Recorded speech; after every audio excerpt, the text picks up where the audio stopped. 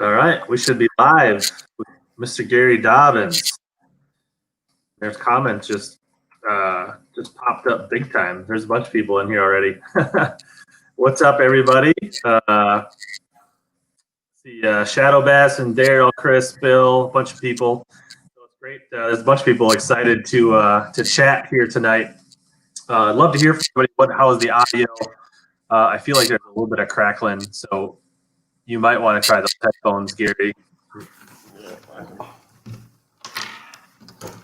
But some people checking in from St. Louis. Shaco says he's got so many questions. So it should be a live one tonight.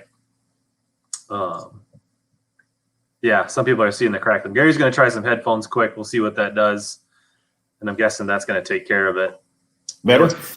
Yeah, I think that sounds better. Everybody else in the chat can let me know. So I'm also trying out, just for you, Gary, I upgraded my webcam tonight, so we'll see if the picture. Picked up my double chin. Yeah, well, it's more on my end. Your camera is your camera, but so hopefully that's better. But yeah, I guess just starting out. So Gary, we were kind of talking about beforehand. You're still kind of battling the shoulder thing, so that means you're not doing much fishing or hunting right now. Yeah, that's true. I'm really not. I'm still. I'm only like 7.5 weeks out of this last rebuild, and it really doesn't feel that well, to be honest with you. So, no fishing, no shooting. I'm still playing around a little bit, but I'm trying to be good.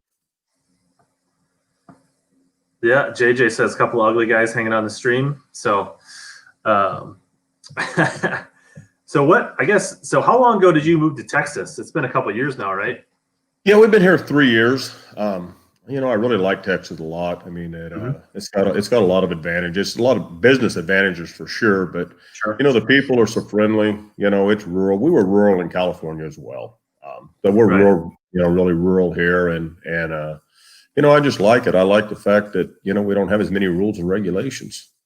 Sure, a little more centrally located for shipping, so you kind of everybody gets their rods in similar amount of time. Yeah, they tell us 3 days max, no matter where we ship. So I mean, I know I like getting my rods quicker now. It doesn't take as long from Texas, so that's always a plus. But so what's new with Dobyns? What's going on before we get into there's a bunch of rod questions and stuff that we can get into, but just what's new and how's 2020 been post COVID? Well, you know, we had a really slow stretch there in March, and it was scary, to be honest with you. It's really scary. But after that, things picked up, and it's been a great year. I mean, I really hate to say it that way because I know a lot of businesses have really struggled, but anyone in the fishing industry has done well this year. Yeah. I mean, if people couldn't go to church, they couldn't go bowling, they couldn't go to the movies, but what they could do is get out on the lake. And the fishing business has been really well. Yeah, I think the only downside is getting product right and the supply chain. So supply chain's bad.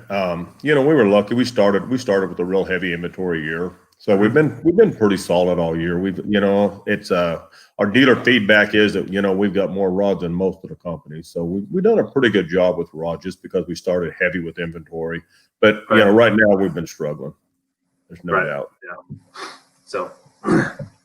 But what we got new is, I mean, we got a lot new, really. I mean, we're gonna bring the Kaden series back, which we launched as kind of a test pilot program earlier in the year, and I got to tell you, it was a home run for us. I mean, I was coming off another shoulder operation, the same left shoulder then, and I really couldn't test the rods, and we did that. We serial numbered every one of them. We sent them out. We got great feedback, and it was really awesome. Boy, I will probably do it again because you get so much feedback. From so many anglers so fast. And I tell you, guys didn't pull no punches. It's, the rod turned out really well. I got more cosmetic, critiques than I did anything. Sure. But we got the Kaden series coming. We've got the Panfish, the Trout Panfish series coming. That's strictly dealer requests over and over and over. So we're doing a full line of Panfish trout rods. And they're going to be. What series are those? What series are the Panfish? They're coming into the Sierra series just because, in California, we've got the Sierra Mountain Range, the Sierras and stuff, and it's big trout fish in there. And it just seemed like a perfect fit for it. It was just name lined up right. The rods are pretty unique. They're really super small diameter to the point that I had to put a solid carbon tip in them. I mean, it's just like the tip is so fine that you couldn't keep a tubular rod together. That's another thing. We've got a couple of signature series coming around. We've got a bull shad rod, and we've got, I'm just going blank on Sobi. We've got the Sobi specials coming. We've got three models there, and I'm working on a bunch of stuff. Yeah. So the Sobi rods, are those going to be walleye rods? I mean, he's in Minnesota again. You know, they're bass. I mean, we're making Sobi start bass fishing more. Yeah, I'm just joking. Sobi's a good buddy of mine. I'm just giving him a hard time.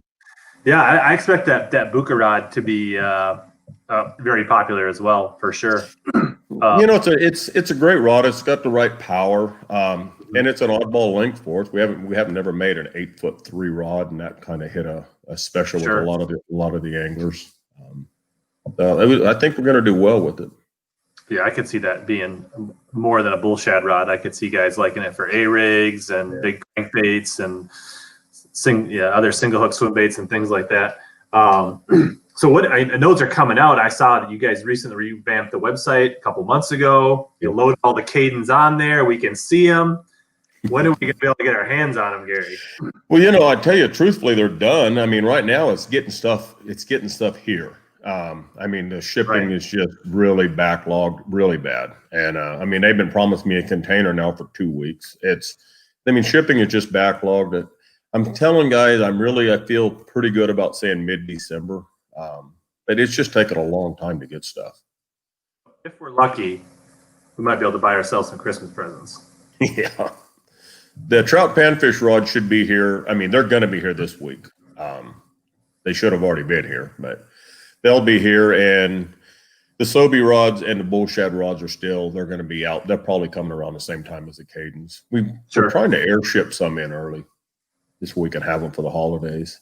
Yeah, I grabbed a couple of those Colt Panfish rods. I don't know that those ever really caught on. And I bought a couple for my parents. I don't know if you can see them, but they fished down on Falcon. Yeah. And those they just hammered some giant on those Colt Panfish rods. Yeah, we actually have done really well with that, truthfully. You know, I'd never been a real serious crappie fisherman, and a good friend of mine who he actually owns a phenomenal crappie trail, Matt Morgan and Angie Morgan. I started doing more crappie fishing, and I didn't like the rods, and I'm like, I can make better rods than what you guys are fishing with, and so I did, and kind of started a thing. Now I've made a bunch of them. I made a bunch of them that I've sent to guys and stuff too. Yeah. Well, with your shoulder, you might have to take up crappie. You might be able to. Yeah.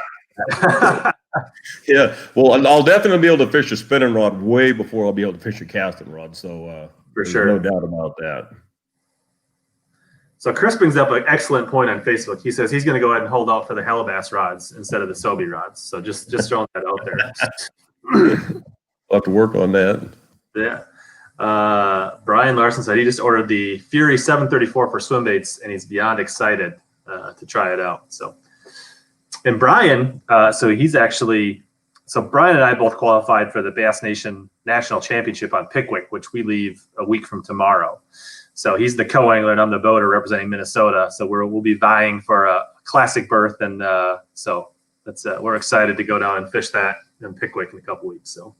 Well, the weather's been a little foul, but the temperature be coming down, bite should be picking up. Should have a lot of fun. Any chance you'll make a Darkman series for really small fish? Those would have to be really, really small fish, and the rod would have to be purple. That goes back to to me and Darkman many, many, many years ago. Yeah. Yeah, cool. So that's awesome. So we think end of this year, if not worst case, we're talking early 2021. Almost all these rods will be available. Start rolling out to the Dobyns dealers. And I think now with the new website, people can order direct. Is that right, from Dobyns? They can. We try to push them to dealers, but we do. You can order direct from us now. And all my dealers, they just don't carry all the models, and some of them are just like a 908, for instance. I mean, I don't really want my dealers carrying that rod. It's just they don't move enough of them. I want them to have stuff that's going to turn, but we also have a great drop ship program for all our dealers too. So if they want a rod and the dealer doesn't have it, all they got to do is ring them up, shoot us an email, and we'll drop ship it same day. I mean, drop ships are priority number one. So here's one question. So I saw this one on Facebook as well. Jared Jones wants to know, will the Extreme 765 ever make a return? You know, that rod didn't sell well. That's literally the only reason. And I haven't discontinued a lot of rods, maybe a half a dozen, really. I mean, I hate to discontinue them because every time I do, I mean, it seems like I have to pull them back in. Like the 705 CBMF glass rod, I hate that rod. I mean, it's the old traditional glass rod that built, you know, way back into the handle. And I've discontinued it twice, and I've had to bring it back twice. I mean, there's just guys out there that like it. One of the hardest things for me is, you know, I've got likes and dislikes on rods as well, and a lot of them. And some rods, I mean, I make them; they're balanced. They're a good rod for the guys that want that particular action or whatnot. But I hate them personally. But you know, it's you got to build what people want, not what you want. That's the reason we have a couple of hundred models. Sure. So Billy asks, and I think I know the answer to this: are you ever planning to do a big sale like you did back in March and April? You know, I really don't. I'll never do that again. And the reason I did it, truthfully, I mean, I'm as honest as anything. I mean, I had a lot of rods ordered. I owed a lot of money out, and we set for 2 weeks without a dealer order in the first 2 weeks of March, which is honestly the 2 biggest weeks of the year. And I panicked. I mean, I'll just straight up, I'll tell you, I panicked. We weren't moving product at all. I've got rods coming in I've got to pay for, and I did the sale. And really, I didn't really get a lot of flack from dealers. I only was even contacted by 3 dealers total. Everybody kind of understood. Everybody was kind of going through a kind of a panic mode themselves. But I'll never do that sale again. I'll just support my dealers, and I'll help some of my dealers do sales. It's just not good. It's just not good for the company. Yeah, for sure. And I don't think anybody anticipated the boom, the bubble that just, I mean, I think some of us thought fishing might do okay. They might be, but the way it flourished this year, I don't think anybody at that time really knew that was going to happen. Well, a lot of us, you know, truthfully, you sit there and you think we don't know really what's going to happen, you know, and a lot of the lakes got shut down in a lot of the states, and we had no idea how hard it was going to hit the country. And it was just, everything was a big unknown. But I knew I had a lot of rods to pay for that I hadn't received yet, and I knew I was sitting on a lot of inventory, and so it was easy to convert some inventory into dollars. And in hindsight, I honestly wish I hadn't done it, but at the time, I really think it was the right decision. It was a hard decision. It was a very difficult decision for me, but you know, I mean, I had really good financial advisors telling me, "Gosh, Gary, eliminate your inventory. You're setting a lot of inventory." I mean, the company, the world's going to end, you know, and it was just a scary time, but you know, no dealer orders for 2 weeks, and I panicked on it, and then it took us a long time to get caught up, and then of course business has been really good since then. Like I said, anyone in the fishing industry's done well this year. Yeah, and if you'd had those rods, you would have sold them. Like, you wouldn't be short on rods now. No. So Jerry says, any possibility for a longer Sierra, like a 7.3, 7.2 in the spinning? You know, I usually build rods off requests. If I get a lot of requests, you know, I'll build a rod. And I did that in the Champion series because we got a lot of requests for like a 7'3" spinning rod. And so I built 732 and 733. And we do very, very well with them. They're actually a couple of old Extreme blanks that when I needed a 7'3" rod, and being that I had those blanks, I didn't really see a need to completely redesign them. They were originally 7'4" in the DXs. I cut a 1/2 inch off of them and made them 7'3.5", but I can call them 7'3s. Didn't change any action. The rods are just phenomenal. So we do well with those, but I really haven't had a request for the Sierras, longer spinning in the Sierras. Yeah. I guess before we get into like other questions, one thing that I guess I've always appreciated is like, I've fished a lot of Dobyns rods. I've had Savvies and Coalitions and the older style Champions and the new Extremes and the old Extremes and and the Furies. And I think that the consistency, like there's each rod has its own characteristics, but I feel like you've done a really good job maintaining the Dobyns feel and brand, right? And I don't think what a lot of people realize is how involved you are in every single rod that comes out. Maybe just shed some light on that. Well, I build every single one of them. I mean, every one of them my own blank. I mean, I get questions all the time, whose blanks you using? I'm using my own. I mean, I build every single rod. I've got hands on all of them. Some of them are a little more difficult to build than others. But I mean, truthfully, I love it. And I love playing. I'm like a kid in a candy store. When new materials come out, I've got to play with them. I mean, I have to. And so I'm continually upgrading the rods. I mean, the DXs have took several upgrades, and I'm going to tell you right now, they're getting another upgrade right now. This COVID thing's caused me some issues with the factories. And so I'm moving them. I'm moving them to one of my, my factory that I'm really, really tight with. It really does a great job for me. And I didn't see any reason why not to boost them a little bit with the new material that's out. And so, I mean, you're going to see quite a bit of weight knocked out of that rod and a lot more sensitivity put into it. And it's going to become a lot closer to the Xtasy series. Nice. And still going to maintain the price point, or is the price change? I'm going to maintain the price point. I mean, I take hits on margins, no doubt. Sure. And I'll tell you truthfully, the reason that I am selling off our website now for the first time ever, and I was always really against that, even though almost every single company does that. But I've took price increases every year, and I've never raised prices because I think the prices are where they need to be. So I'm hoping to pick up 2 or 3% of direct retail sales off the website, and that'll make up for my price increases, so I don't have to raise prices of rods. Yeah, I really think. Yeah, the price. My price is sorry. Yeah, I'm sorry. Say, my price is up, but I haven't raised them. Yeah, I was saying a lot of people come in the niche, right? Too. That'll be those 9-foot rods and the specialty rods, and that's where you hope you'll fill in the gaps that the dealers don't carry, and that's what you'll sell mostly through the website. The bread and butter 734, 735s. Hopefully everybody goes through the dealers and just keeps buying them there. So. Yeah, all my dealers got 734s and 735s, and we're so strong in those longer rods that it's. The only 7-foot rod that I fish is a jerkbait rod. I mean, I throw the 704 CB Champ a lot, but other than that, everything I fish is longer. So I'm always trying to talk guys into length. They cast farther, they pick up more line on the hook set. I believe they really fight fish better. You got more rod out there working with the bend, so you keep fish pinned better. I mean, there's pros and cons to that, but I like longer rods as long as they're balanced and sensitive. 100% agree. I think I own one rod under 7, and most of them are 7.3, 7.4, 7.5. Yeah. So Chris Sanchez says, can you talk about the Kaden 6'10" jerkbait rod?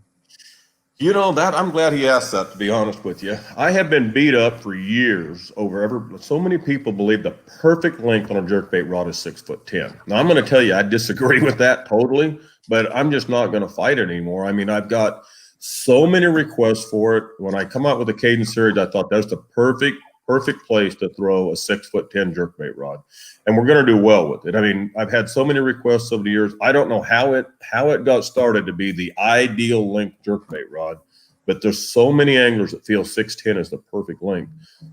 So I just built it. I mean, I like a 7-footer, and honestly, I don't work a bait straight down to the water, so I could throw a 7'6" rod really if I wanted to. But these guys want a 6'10" jerkbait rod. They've got one coming. Nice. Well, you're not exactly a jockey, Gary. You're not the smallest guy in the world either. So not everybody's tall in stature and long arms. So it's hard to understand that for those other people, I guess. But I tell you, I mean, there's a lot of I fish with a lot of guys that aren't as tall as I am and stuff, and gosh, they use the same rods I do throwing jerkbaits, and and honestly, a lot of times they use longer rods. So one of the things that I really fight with the rod company is guys that believe that a shorter guy should use a shorter rod, and I really disagree with that, and I fight it constantly. And I mean, almost daily I'll get a question on that. Well, hey, I'm only 5'9", I can't use the same rod you're going to use. And I disagree with that. If the rod's balanced, I mean, and you're fishing, the only rod you're fishing down is really jerk baits or spinner baits, swim baits, and stuff like that. But I mean, all your jig rods and worm rods and stuff you're fishing up, and there's just advantages to having longer rods. And my son's not real tall, and he uses longer rods than I do. I've got a bunch of buddies. I hate to start naming names that I fished with growing up through the years, and several of them's like seriously 5'7" and 5'8", and they use they use the rods I use or longer rods than I use. Like Sure. I throw a 7.6 flipping stick. All of these guys are throwing 8-footers, but I really love the 766 Champ. So I mean, I just fell in love with that rod. But sure. Yeah, I guess it's like anything, right? It's what's comfortable to you, right? Not everybody wears the same type of shoes. Not everybody wears the same type of shirts. Like, so it's a little bit of personal preference. And I tell that people, like, some people love Dobyns, some people don't think Dobyns are the greatest. And I'm like, well, no single rod, doesn't matter what company is, going to fit every single angler for exactly what they feel they want or what feels good to them. So I tell you, I get, guys will say, why isn't this rod 7'1"? Why isn't it 7'2"? The next guy wants a 7'3". I mean, it really, if I get a lot of requests, I'll build it. I mean, if I think we can sell it and we have a lot of requests and there's a good fan base for it, I'm going to build it. But if I just get a request here and there, I mean, I don't jump. I've got to get a lot of requests before I do it. And I mean, the one thing that I try to do is I build, a complete line. Like if you don't like a 3-power, you need a 4, well, I'll have a 4. But if you think you need a 2, well, you can drop down and grab a 2 because we'll have one. I mean, on most generally make like some cases even a 1, but a 2, 3, 4, 5, and 6 power a lot of times. So a guy can really get exactly what he loves because everyone's got their own styles. I mean, some guys think you got to try to jerk a fish out of 40 foot of water on a hook set, and I don't really buy into that either. I really believe a good firm sweeping hook set gets better penetration and you lose less fish. But some guys are wanting a really, really stout rod. Some guys are wanting a super fast rod. I mean, some of the jerkbait guys now they're going into these really fast action rods. I don't think that's the right way to fish a jerkbait, but if they want it, I mean, I'll try to talk them into a 2 or a 3 power that's faster because it's going to load quicker, but it's still got a little softer tip and it's going to have like a 4 or a 5 power. Right. Yeah. So Bill Coles asked a decent question. We didn't really touch on this, but in the last year or so, you've come out with a bunch of tackle. And I've dabbled with swim bait heads, and I found those to work really good on paddle tails. That double barb is a nice design, and the Nico weights have been good for me. But I know you got spinner baits and jigs. Is it any other plans for expansion or? I've used my own jigs. I tied my own jigs for a long time in tournaments because I was really frantic about that 604 Gamakatsu jig hook. I mean, that's the best round bud jig hook on the market ever. I mean, they call it a heavy wire, but it's not a heavy wire. But yet it won't spring. If you hit a big fish in the roof of the mouth, it's still going to penetrate. It's not going to spring.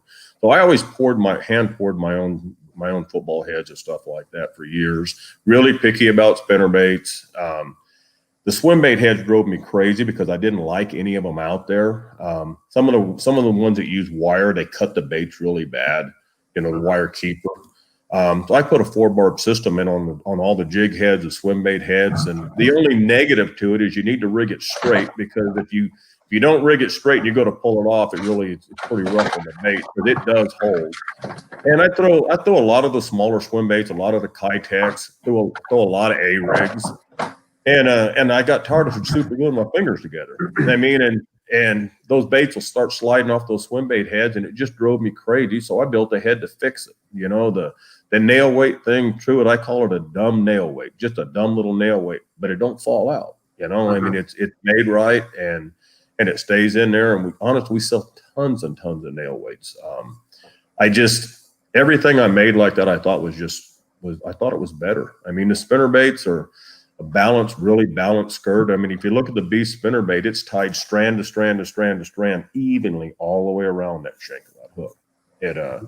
Just stuff like that I'm really picky about. Stainless steel blades, I don't know, there may be, but I don't know of another company right now that's building stainless steel blades in the U.S. They do a lot in Japan, but they're lighter and they spin like crazy. It's just a better blade. I mean, just little stuff like that. And I'm not really making plans to bring in a bunch of stuff out, with the exception of a buzzbait. I've been tinkering with a buzzbait for quite a while. I don't like some of the head knockers, it kind of wears into the head after a while, and it just, but I like that idea. So I've kind of made one that's going to be, it doesn't have a clicker, but it's going to make a lot of noise when it runs in the water. And I just got samples last week. Nice. Cool. Yeah, Kevin Stevens points out that a lot of people tried Dobyns for that in that sale, and they're hooked now. So that's the upside to that.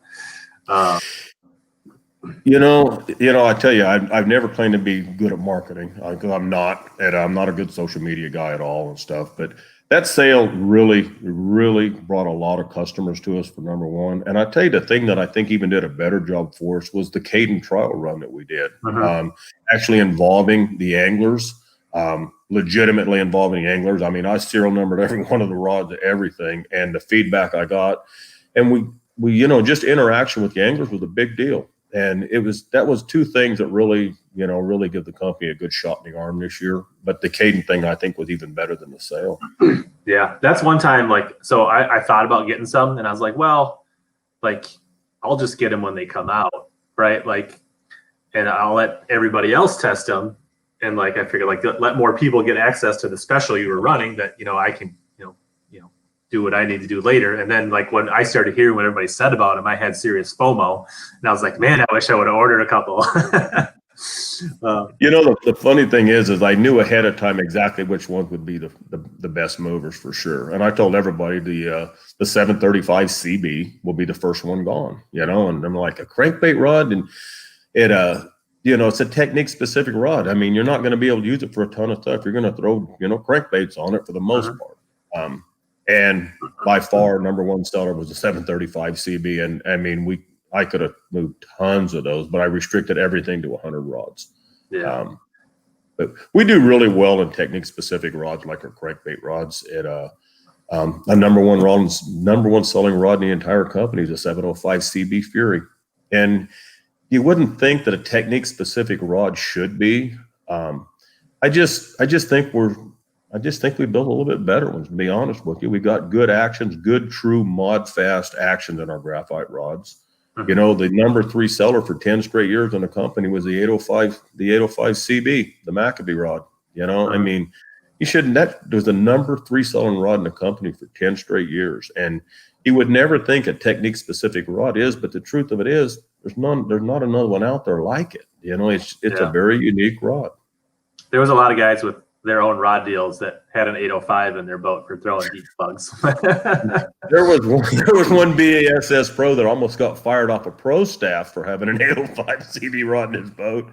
And I know those guys do, because bass fishermen are cheap. They call me and tell me they're a BASS pro and they want a deal on one. So I know a lot of the guys that's got them. Yeah. So Darren says, how about cranking model in the Sierras? But I think when the Kaden cranking models, that will come out and kind of fill that price point, right? It's kind of at the same exact price point as the Sierras. And guys, I mean, I was really thinking about doing away with the Sierra line when I started working the Kadens up, literally about a year and 7 or 8 months ago. And the Sierras just didn't move really well for us for a long time. But then when they did move, they took off, and now, I mean, it's a top selling series for us, and we sell tons of those things. But I was already into the Kadens. So then I've kind of got myself in a dilemma. That's my problem when I start playing with different materials and stuff. The big difference between the Sierras and the Kadens, the price point's going to be the same. It's going to have some different models, obviously, like the 735 CB and stuff, like the 610 jerkbait rod.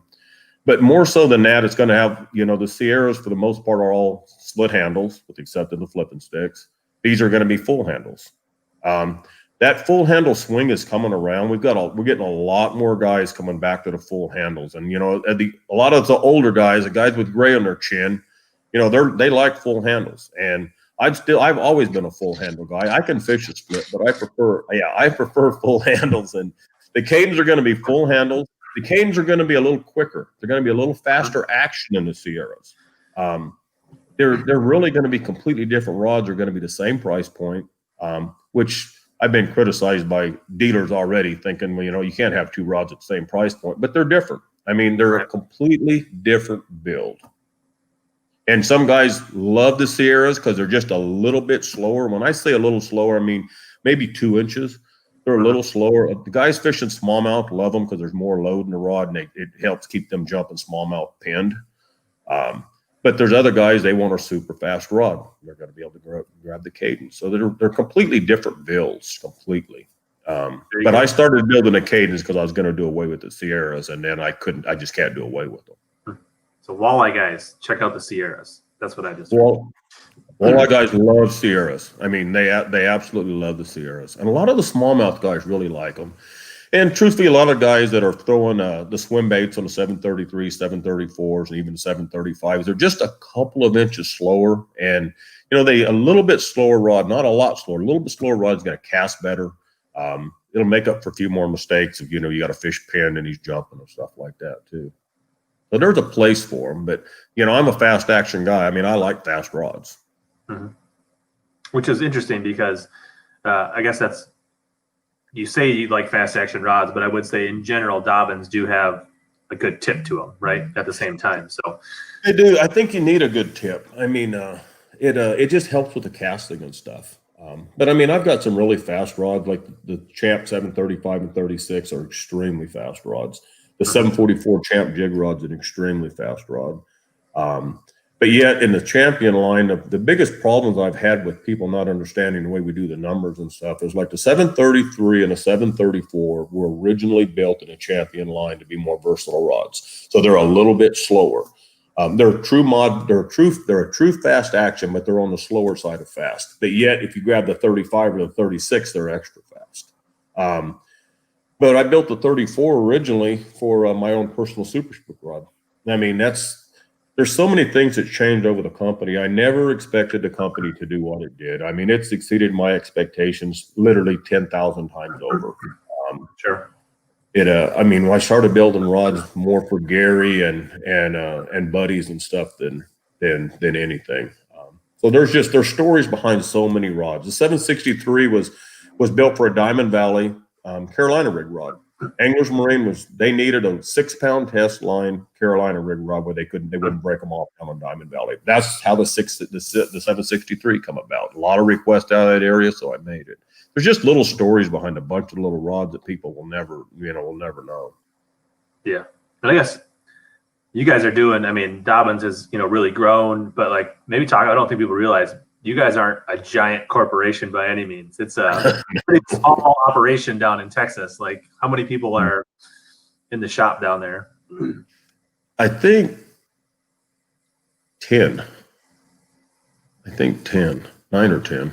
And we're never going to be a giant company, but it surprise you how many rods we really do move. I mean, we build good stuff. The company, like I said, it's exceeded my expectations 10,000 times over. I mean, I've had so many people approach me to try to buy the rod company, and I've never even entertained a price because, I mean, I love what I do. I really do. I mean, I love what I do. I love playing with rods. I love building stuff. I like the interaction with fishermen. I mean, I really like what I do. So I've had so many people try to buy, so many bigger companies try to, as everyone knows, a lot of these companies are getting gobbled up by giants, and we've been approached many times. I mean, I was approached 3 times in 1 month this year, and I'm just not interested in selling a company. I said, I like what I do. I like playing with rods. If I was to sell a company, I'd probably still be involved in it, but I'd have a boss telling me how to build them, and we start probably cheapening them up and stuff like that. And I really wouldn't like that at all. And you're not one to butt heads, so that wouldn't go well at all, probably. I mean, you just get along with. Nice. So are you still involved with the Wild West Bass Trail at all and the California stuff, or? No, I'll tell you, I wanted to start a trail out there so bad because, all the trails out there were running about 20 boats, with the exception of FLW, and they were running, roughly 100. And I knew how to do it. I knew how to do it right. I swear I did. I mean, I knew what to do. I knew the rules to change. I knew the formats to change, but I couldn't get any of the organizers out there to buy into it. They obviously couldn't. I was a dumb bass fisherman, didn't know no better.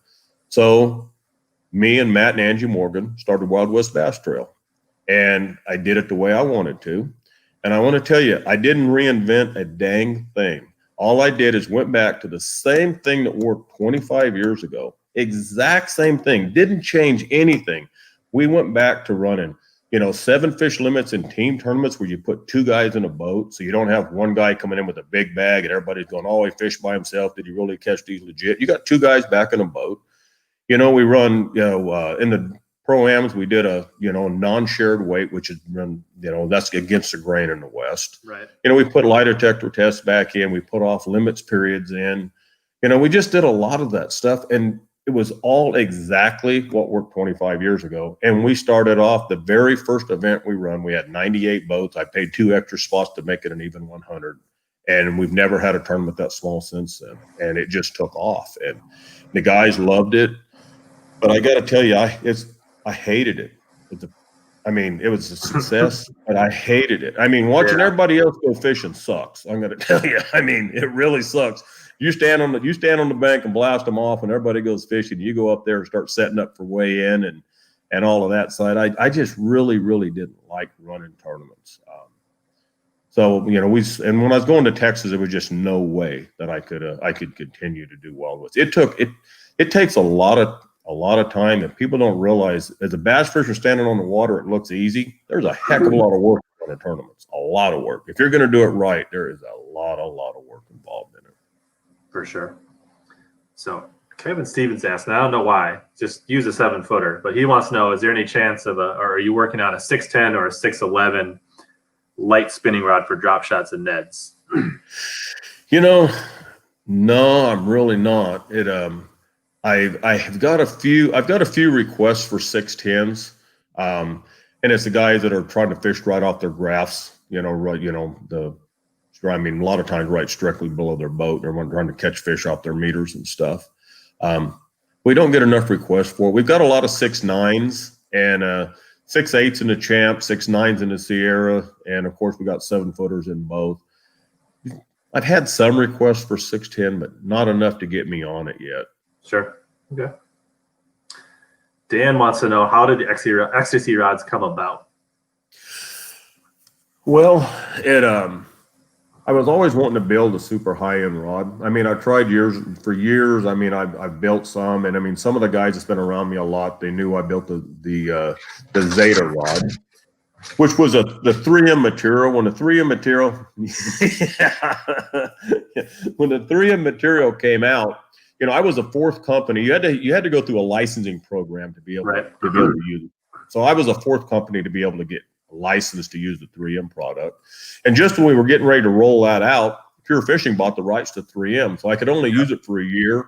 I had a lot of material bought, which I had to use up. And that's, where those Zeta came from. And we just mostly sent it to staff and stuff like that. Let the staff guys have them for, just what it cost me in the materials and stuff. But I always wanted to build a high-end rod. And just never could make it really work. I was scared to death to build a $500 rod. I was scared to death. But if you're going to build the best, you got to put Fuji Torzite guides on it. And people don't realize how expensive those are. But if you just think about a single number 25 stripper guide on a spinning rod, the very first guide is $60 retail. $60. My cost is about half of that. So it cost me $30 for one guide. And I put 4A grade cork on there, which is absolutely outrageous. And I used Torres T1100 material, which is still the best material you can buy today. I put the best and everything I could in that rod. The only thing that I could do better is I could get into some of that fly rod cork they call flour and stuff like that. And I could get to a higher grade of cork, but it's not needed, especially in bass rods. But I still did not know if I could sell a $550 rod. So I ordered what I thought was a year's supply, and 8 weeks later I was out, and I had dealers with bite marks up and down my backside. We sold what I thought was a year's supply of rods in 8 weeks. The Xtasys took off really, really well. Totally caught me by surprise. I didn't have stock for a long time, but we do well with it, and it's just the Torzite guides is special. Titanium frame Torzite, the Torzite inserts are really, really light, and it really lightens and livens that rod up a lot. Sure, it really does. I've withstood the temptation to order one. Don't. It's going to cost you because you're going to want the second one. I'm afraid, and I feel like I have enough rods in here that I have to get rid of, like some extremes or something, and I don't know which ones I want to part with. I'm going to do that. So Dan says, what do you think the best square bill rod you make is? I know you said the 705 is the one you sell the most of, and that's definitely a good square bill rod. But what do you think is the best square bill rod you make? You know, I mean, that's a tough question, honestly, because there's so many square bills coming, so many stinking sizes nowadays. We sell, obviously, the Fury 705 CB is definitely going to be right up there. Like I said, it's the #1 selling rod in the company. We sell a lot of the 735 CB glass for a square bill rod. We sell a lot of those too. And we sell a fair amount of 705 CB glass. That seemed like the square bill guys, there's more of them using glass. A lot of them are burning those baits, and so they're really putting a hard load into that rod. And so it's a little bit more forgiving when they get a strike. But it's, gosh, one guy I'll talk to will say the 764 CB Champ is the best rod. I love that rod too myself. It's one of my personal favorites as well. But at square bills, I'm not a glass guy. I'm really not. But I throw that 735 CB glass on them. It's Nice. the two hardest rods I ever made that drove me absolutely crazy was a 35 and 36 CB glass. And I needed a 36 because that's what everybody wanted, a glass rod for chatterbaits. And, and truthfully, Evergreen was making one that was, doing really, really well. And I'm not going to make any more comments about that because I don't really like that rod at all. Anybody that picks it up is going to know what's wrong with it instantly. But they sold a lot of them. And I needed a 736 glass. I mean, I'm getting dealers asking me, I'm getting fishermen, I'm getting 10 or 12 requests a day for it. And it literally took me a year to get that rod right. I just could not get that rod right where I wanted it. And I finally got it close, and I had made 5 versions of it. And I was going to pick one of those 5. And I took it out, and I tried one. It was junk. I tried the next one. I loved it. Tried the next one, junk. And then the next one I hit, and I liked it. And there was truthfully about 3/4 of the power difference between the two. And I couldn't decide which one I liked better. So my son Richard said, heck, Dad, keep them both. Make a 35 and a 36. One's going to be lighter. Guys will use a lot of square bills on it. Some guys like a little lighter square bill rod and chatterbait rod. And so we did. And truthfully, we sell a pile of those things. Yeah. I mean, a pile of them. They're both big, big movers for the company. Yeah, a lot of people like that 735 if they like braid, and they'll use the 736 for fluoro. So yeah. Yeah. They're both great rods. And I can see the glass for the square bills more because typically, not all the time, but square bills, a lot of time you're grinding hard banks, hard cover, right? And I think the reason I like the graphite crankbait rods is because I fish more grass, and it's easier to feel when you got grass and snap it free. So yeah, the snapping it free is such a big deal with the graphite. I mean, that's the thing that a lot of the anglers miss is like, the glass is just too forgiving, and you haven't got that tip there that you can really load and snap it out of the grass. And you get so many strikes when you snap like a trap out of the grass. I mean, they just nail it. Yeah, but that makes sense why the people down in Kentucky, right, on the ledges like glass so much because they don't deal with that. So, so let's see here. JJ had a technical question. He said, "Can you explain the difference between the Champ 684C, 60104C, and the 704C tip, action, and power?" JJ, I'm going to kill you. The 610 was made of the dock skipping rod.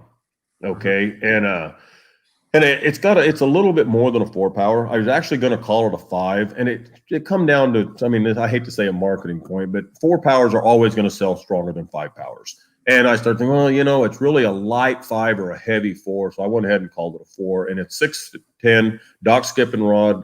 That it was another requested rod I had for years and years and years, and I finally built it. It's pretty quick action on it, but it's a great skipping rod, and we do well with it. The 84 is going to be a little slower. It's just a little bit slower, and the 4 is actually pretty much on par with the 684 as well too. I mean, those actions are pretty much the same. It's just 4 inches longer in length. But the 610 is definitely different. It's got a little quicker tip, and it's a little stouter tip. And I say, just get yourself a 705 for a dock skipping rod. That's what I say. JJ's got a love affair with the 734. I promise you. You got a boat full of them. We touched on this. The price point of the Kadens the same as here, so that's $189. No, it's me like 169. It's like 169 to 189. The longer ones, of course, being more, but most of them are hitting 169, 179.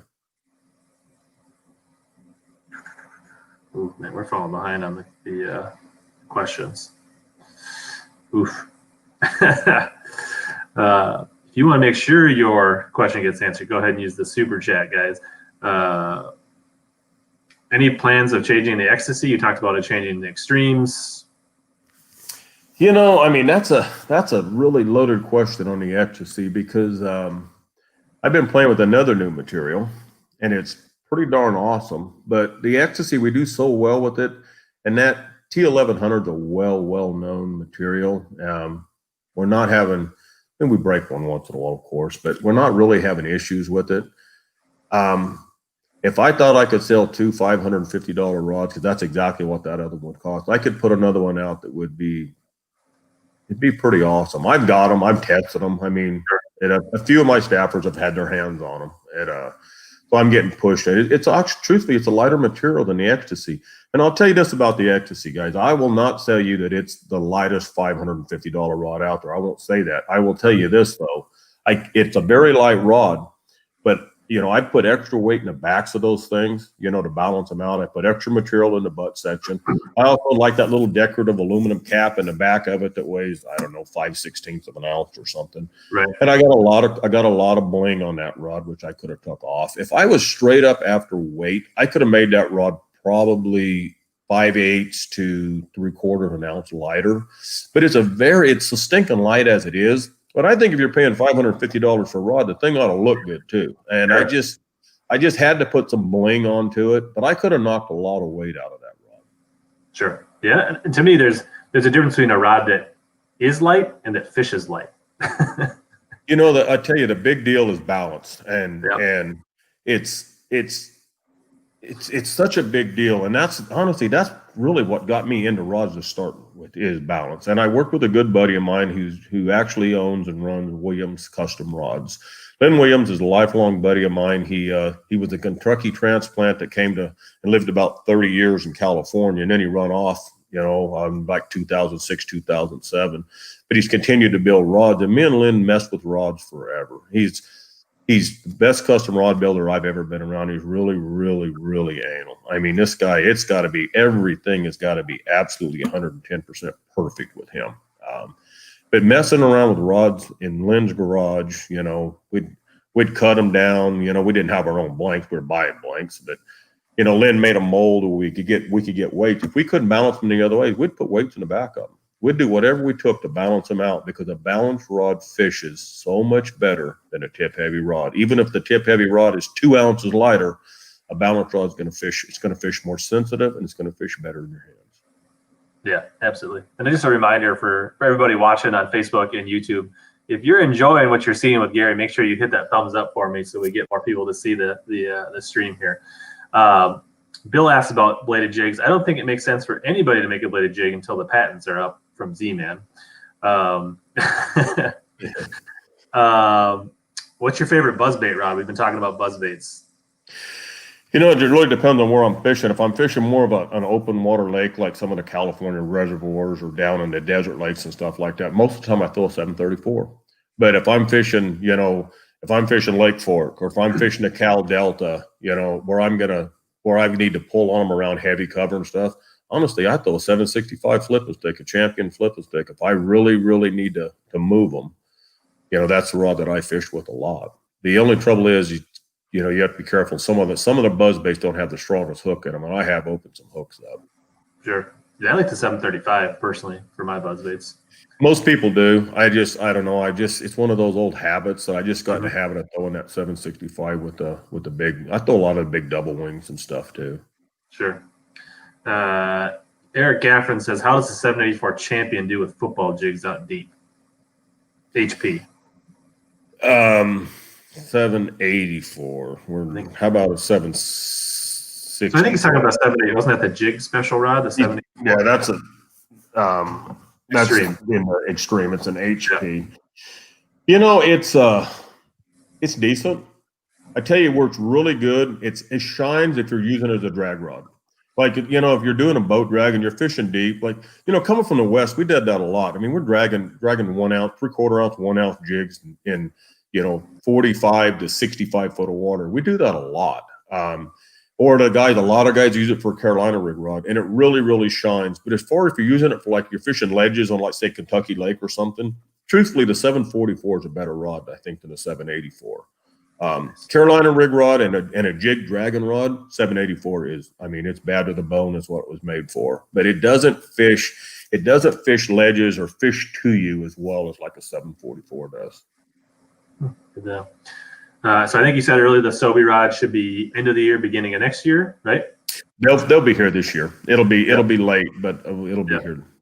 And the Panfish rods in the next month or so? Is that the Panfish rod should be here this week. Okay. Panfish rod should be here. It give us a few days to get them unpacked and get them in a rack and stuff, but they'll be here this week. They pushed my dates back all week long. They guaranteed me Monday, then it was Wednesday, then it was Thursday, now it's Friday. I mean, and they've got one more day to get them to us this week. But I mean, they're in Dallas. They just got to get that container on a truck and get it to us. Nice. So we're not have to worry about it being stuck on the boat anymore. So no, they're here. They're in Dallas. They've been in Dallas. Yeah. So there's such a backlog that at these expediting companies, they gotta do all the paperwork. They gotta, it's everybody else's containers got to get unlocked and inspected. And so that's what I do with my day work. I do packaging and supply chain. So I think Phil makes a good message or a good point here. And we don't want to forget to thank all the staff at the shop that makes this thing work and makes Gary look good. So they're the customer service.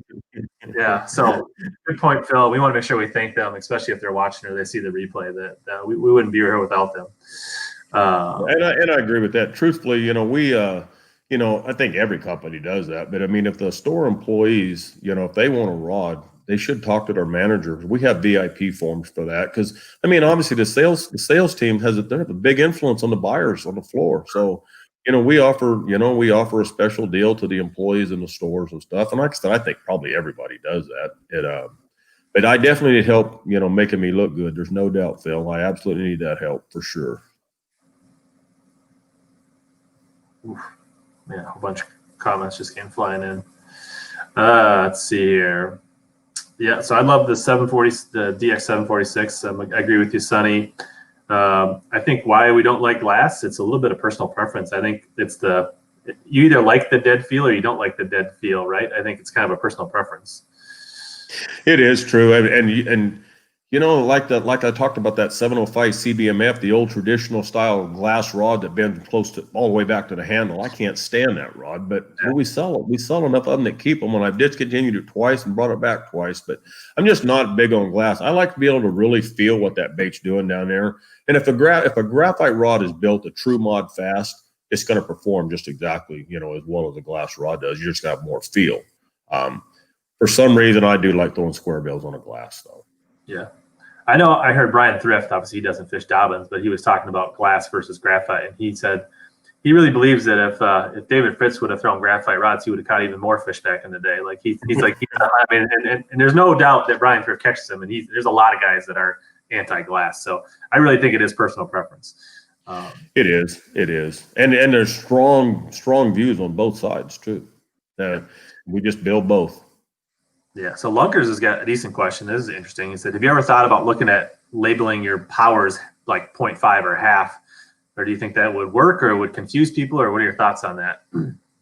Truthfully, I mean, it would be right because, I mean, I promise you I've got rods that fall in a half and a half. There's no doubt. But it just comes down to room on the rod to make it look good. One of the reasons I never built a 610 because I mean, my number system was like 703, 704, and I'm going to build a 610. Like, how the heck am I going to number that? So I did it 610-4, just because it just 610 just felt weird. Some of the companies that build a 7'10" flipping stick, and I've never really figured that one out either. I just simply don't like the numbering system, adding that extra number on there. But he is right. There's a lot of my rods that fall on a half power. There's absolutely there's no doubt about that. Sure. So Dan says, what's the thought on the serial numbers? Is there serial numbers besides the Kaden, or was that the only one that were serial? I serial number all the Xtasys, okay. and I serial numbered the test Kadens. The regular Kadens coming out will not be serial numbered. We just wanted to have a really good tracking system on the early Kadens, to find out where they went and the feedback and stuff we got from them from the guys. But the only one we're really serial numbered is the Xtasy. Yeah.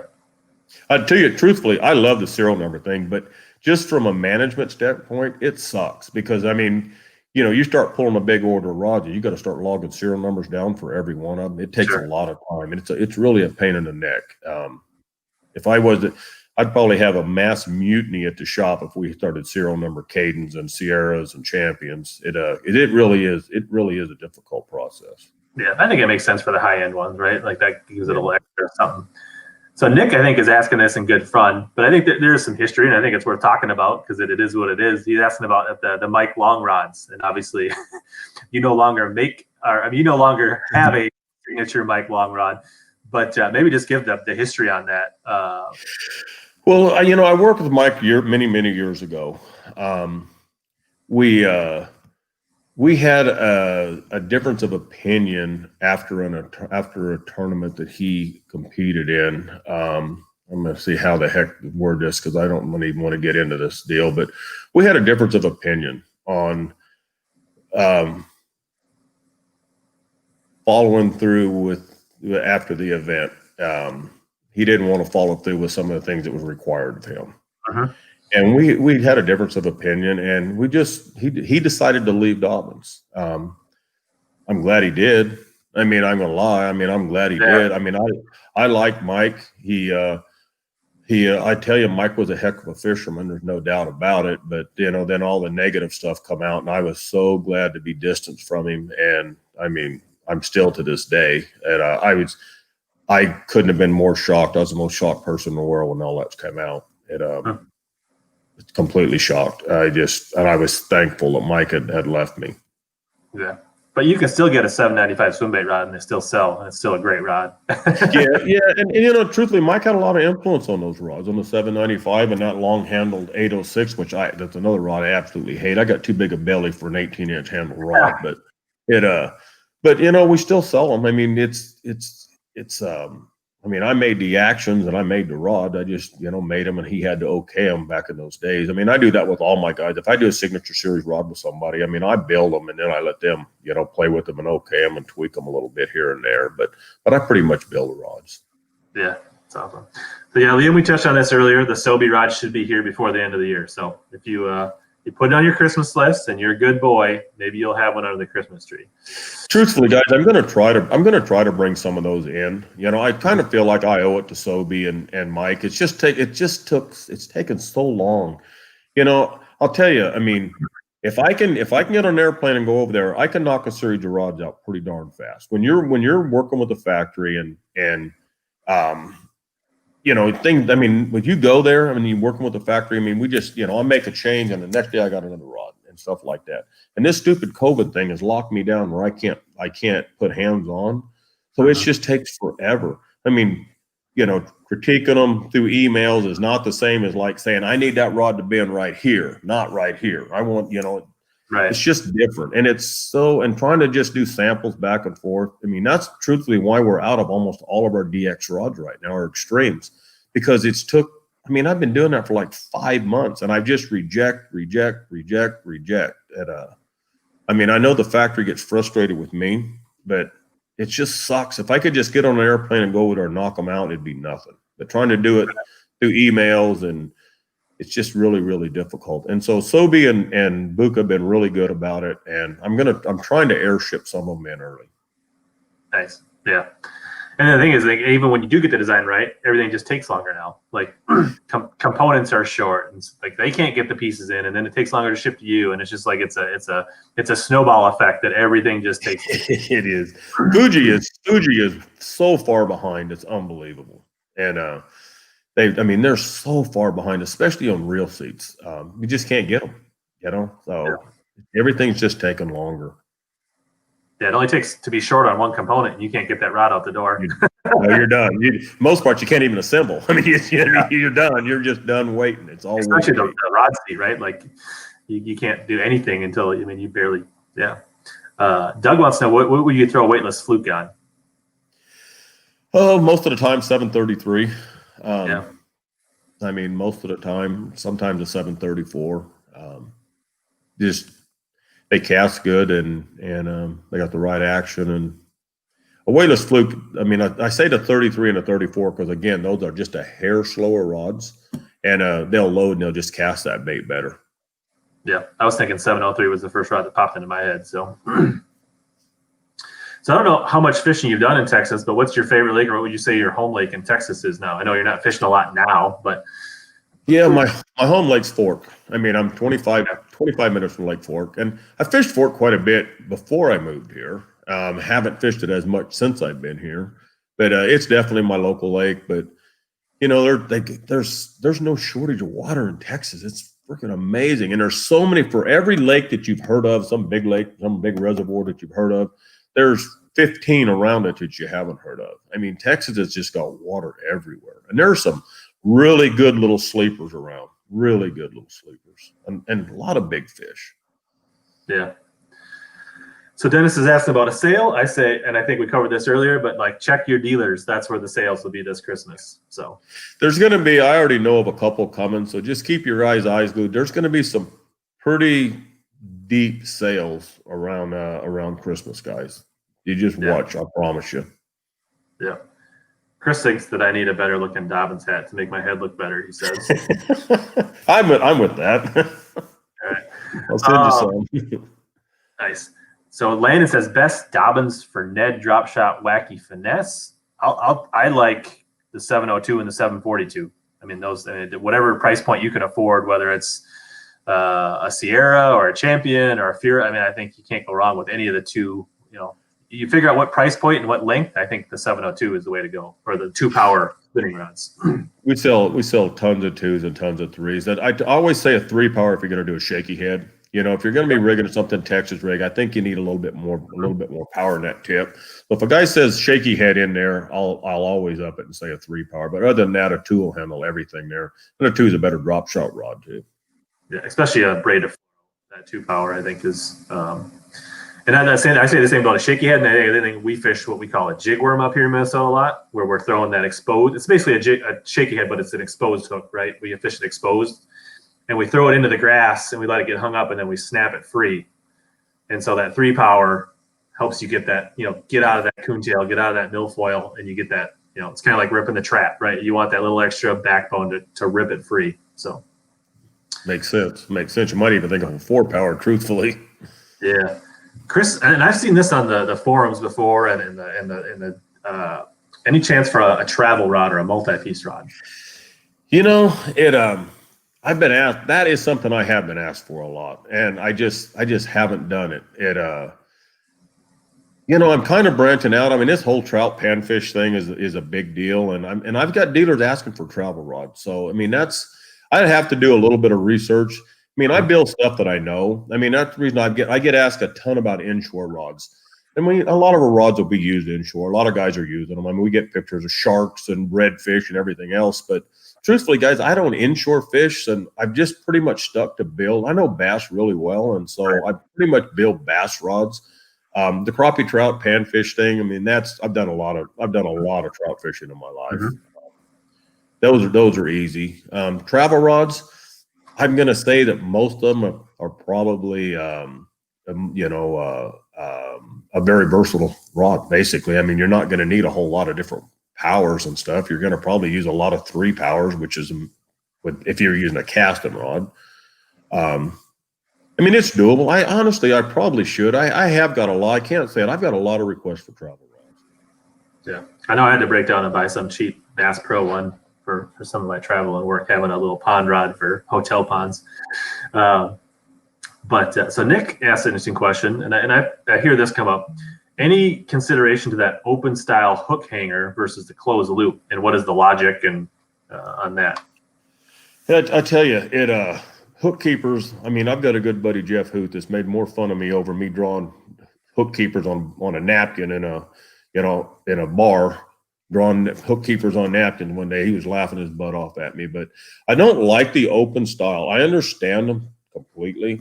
I don't like the fact that if your line gets caught behind that, it breaks off. It's a break off, and that's my biggest deal with the open hook keepers. And on the flipping sticks, I put a full handle, so I can't put it back. If you notice on my spinning rod, the hook keepers in the split on the spinning rods, and it's got an open, for a drop shot weight, and it works very well. But it's behind the reel, so it's never gonna catch your line. And if you notice, I put all my hook keepers like on a 45, like at say what would be on a clock face, it'd be like 10:30, and because a lot of the companies will put them at 9 o'clock, well, your line will get hung up underneath that. And I mean, it drives me crazy. Whenever I have a hook like that, the first thing I do is I just bend it up where my line can't get caught behind it. But I probably overthink it, but I know flipping is a big deal. The guys don't want to unpin their baits. They want to just, take a big punch weight and slip it over that ring. But I just am really worried about the fact that it's caught. That it gets caught if your line's if that hook keeper's in front of that reel, your line can get caught in it and snap it. And that little hook keeper that I put on the spinning rods, I made that. That's a custom hook keeper. Now a company knocked it off and stole it. All right, I mean they did, and now I buy them from that company. I can buy them from that company cheaper than I was having them custom made. But I have all the CAD drawings and everything where I made that thing to start with. But now anyone can buy it. And like I said, I buy it from that company myself because I get them cheaper than when I was making them. Yeah. So what you're saying is like, your hook keepers are always off the side. They're always angled, so the line will always. It. And then a couple tips. If you really want that open style, Fuji makes an aftermarket one with rubber bands you could put on there that's plastic, so unlikely that it would cut your line. But if you just, like what I do with my flipping weights isn't a flipping weight, but I just tuck it in between the star and the drag and tighten it up, and they stay right there. So that's another option for people that want to hook their flipping weight, is just hook it right in there. So I will tell you, I have got a lot of requests for that on flipping rods. I mean, I really have. And I've just fought it. The whole time because I'm just, I've snapped a few fish off with hook keepers in the front, and I'm just really worried about that.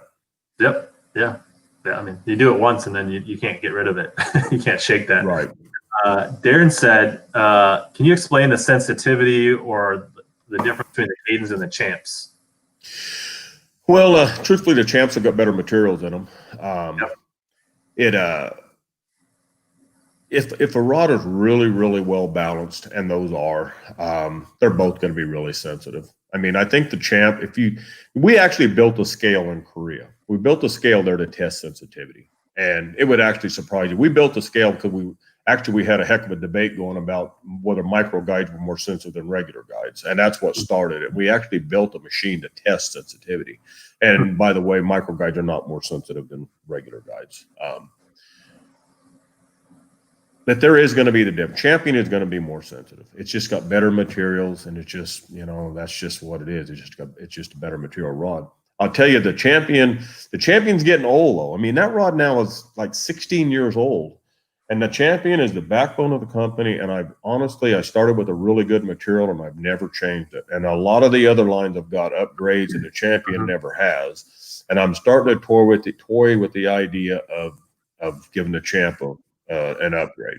I really am. I've been starting to play around with that because I don't want to build the same stuff over and over. As new materials come out, you got to build better stuff. I mean, the Champion's getting really close to getting an upgrade. But as far as sensitivity, I mean, the champ's gonna beat the Kaden. So Sycamore Outdoors asks, for comparison, what would you say is comparative to the Falcon Lowrider in the Dobyns lineup? Truthfully, I'm tell you honest, guys, I don't know what a Falcon Lowrider is. I'm like the world's worst about paying attention to what my competition does. I swear, I just don't do it. I just don't have any knowledge. I mean, I feel really bad. Like sometimes, I'll walk into a store and I see a rod. I'd like to pick it up, but I think, gosh, if somebody sees me pick that thing up, they're, oh yeah, Dobyns is copying this. And I just don't pay attention. Truthfully, I really, really don't. Yeah. So what would you say is the most popular rod for A-rigs in the Dobyns lineup? It depends on how heavy an A-rig. If you're throwing a light, like, in the West, they throw a lot of 5 wires, but they can only throw 3 hooks. In Arizona, you can only throw 2 hooks. So they throw a lot of lighter wires and stuff. And a lot of the guys are throwing an 806 CB. I know my son throws an 806 CB. I've caught a ton of fish on an 806 CB myself. But if you're going to go into the heavier stuff, we have a lot of guys that's throwing the 794 SB, which is a lighter swim bait rod that is absolutely phenomenal A-rig rod. It's probably our best 10XD rod. even though I made the 806 as a 10XD rod, and it's awesome, but I think the 794 is even better. It's a little shorter, but that whole swim bait action is a little bit better. So 794 SB, a lot of guys are throwing a 795 SB, and if you're throwing the lighter stuff, an 806 CB is probably the most popular. Yeah. So Bill says he's really excited for the zero power finesse rods. He said he's hoping to get it. He was looking for a 701 for 3 years now, and he wants to know, are you going to post it on the Facebook page when they're available? I will. Those things are they've been a little bit of a nightmare. The diameter's really, really small on them, and I'll tell you, I put a solid carbon tip in them because the diameter's, again, it's so small. And when you put a solid carbon light tip in it like that, I had to add a pile of guides. I hate line slap on blanks, so I went from started off with 9 and 10 guides on them, and now I'm up to 15. They are going to be the micros, of course, on that small diameter. But dude, I mean, when that whole thing come about, when I was making those light action rods and they come out with this, and I can't even remember the name, BFS or something. The guy says, well, you need to make it. I didn't even know what it was. I mean, I did not know what it was. And so I got an education quick, and I talked to some guys that's really into it and realized that there is a big group of guys that are in that ultralight, I call it ultralight, fishing that really finesse style for bass, is there is in that extreme thing with the swim bait guys. And these guys are really, really into it. And so after talking to them, and then they were so energetic, they were so excited. I mean, this is just how they want to fish. And it makes it so fun to catch, a 1.25 pound fish on a little light rod like that. It's just a kick. And I got caught up in it and decided I was going to make a couple of them. And I made a 7-footer and a 7.4. And I'm getting a lot of requests. The guys are wanting the shorter rods. And I'm truthfully, I'm a long rod guy. But after playing with the 7-footers and the 7.4s, I see why these guys are liking a little shorter rods. And I probably will come back with a 6.9 fairly quickly. If these things do well at all, I will drop down. There's a lot of requests for a shorter one in this, this ultimate finesse casting is what I'm calling it. You said there's a special tip. Is that because it gets so small that you need a high, to keep it from snapping off so easy? Or yeah, the diameter is so thin. I mean, it's like smaller than pencil lead. I mean, it's small, really super small diameter on the tip.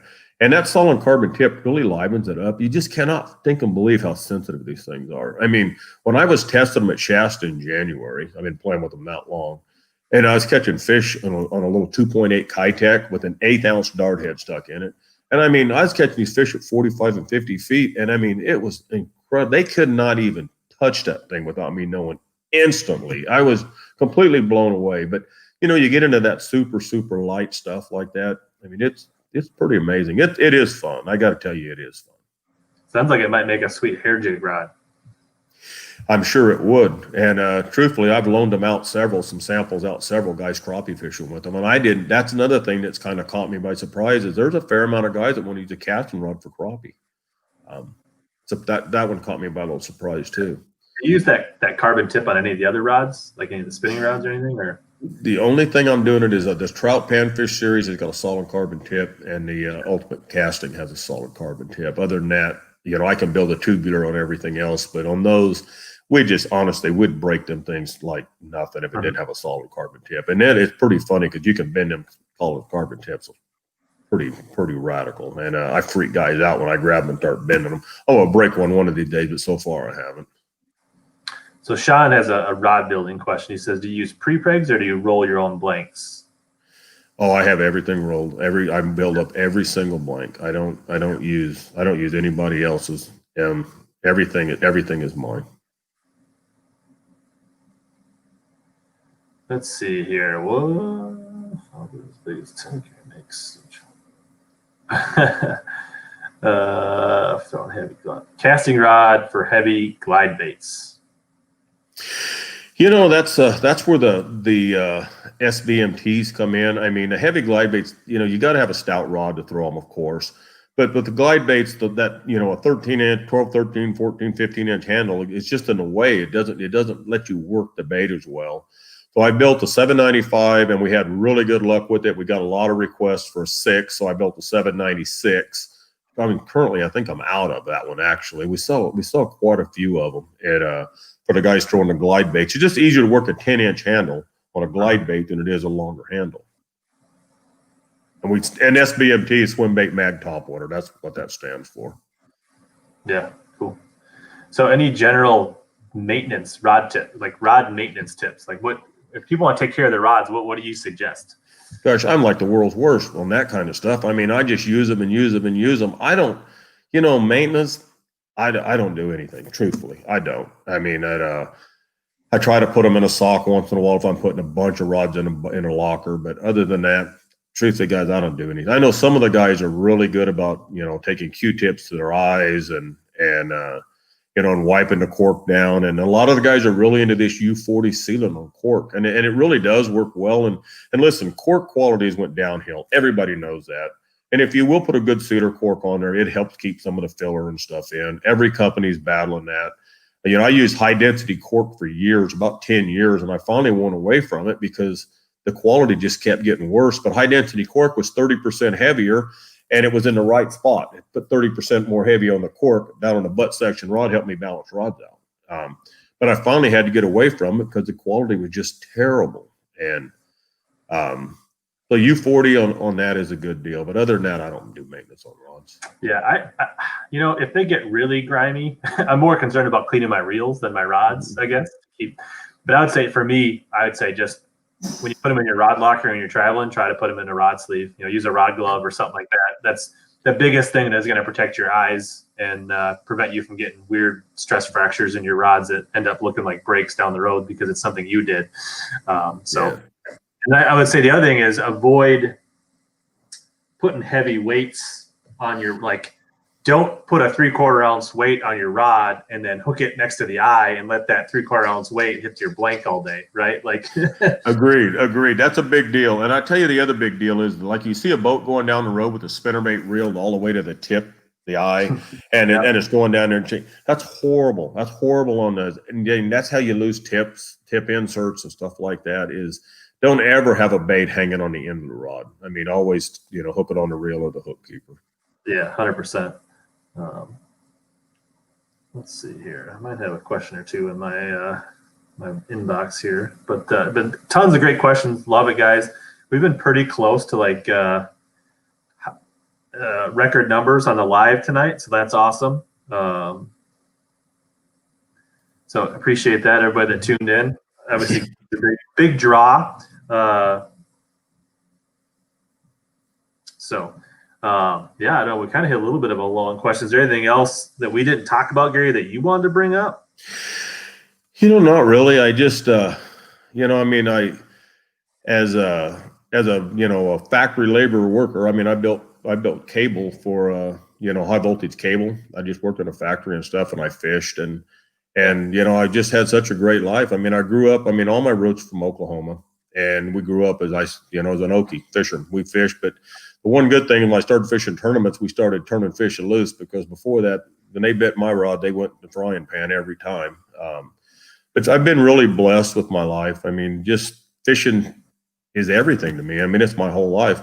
But even kept me, the saying that used to go with a long, long time ago was get hooked on drugs, get hooked on fishing and not on drugs. And that's one away. But I got to tell you, where I grew up, there wasn't a more true statement, because it was a really bad neighborhood with a lot of dope, a lot of drugs. And, I mowed all of the lawns for the churches in town, and I'd get between $1 or $2 for each every time I'd mow one of the church lawns.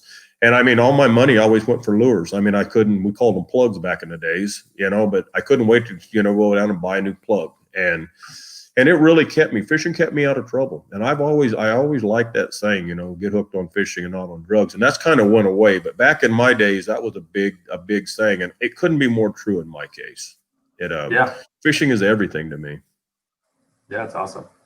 Except for donuts, right? Trey wants to know what your favorite donut is. We made it an hour and 20 minutes before that question came up. That donut thing, the guys on Tackle Tour burned me big with that. It's I don't even know how that got started, honestly. But I go right along with it. We get a show or something, I'll pass a big donut. I'll take a photo off with a big donut in my hand. For a guy that used to try to gain weight, I have no problem gaining weight now. And I was a real lean, like 175, 180 pounds forever. And now I'm a nice even 300. So but I mean, I used to try to gain weight. So this donut thing, the guys that have known me for a long time, they lay heavy on the donuts. And hey, I do like donuts, by the way. It's a running joke in the staff forums for sure. Yeah, thanks, Jeremy, for the super chat. That's awesome. Super appreciated. One of the questions on I know you're very passionate about rip baits, or what they're called, rip baits on the West Coast. A lot of us call them jerk baits in the rest of the country. Yeah. What are your philosophy? What's your favorite jerk bait rod? Same jerkbait rod, 704 CB. I love it. I throw a lot of Xtasy 90s, Vision 110s. Those are probably my two favorites. But there's a fair amount of good jerkbaits out now. But back in the day, truthfully, that's what I mean. I was known as a jerkbait fisherman forever ago, and there's a lot of guys that even think I invented the technique because I had such great success on it. But that's not true. I mean, I remember reading about a guy named Jimmy Chris down on Lake Mead, ripping, and he'd make big long sweeps with the spinning rod.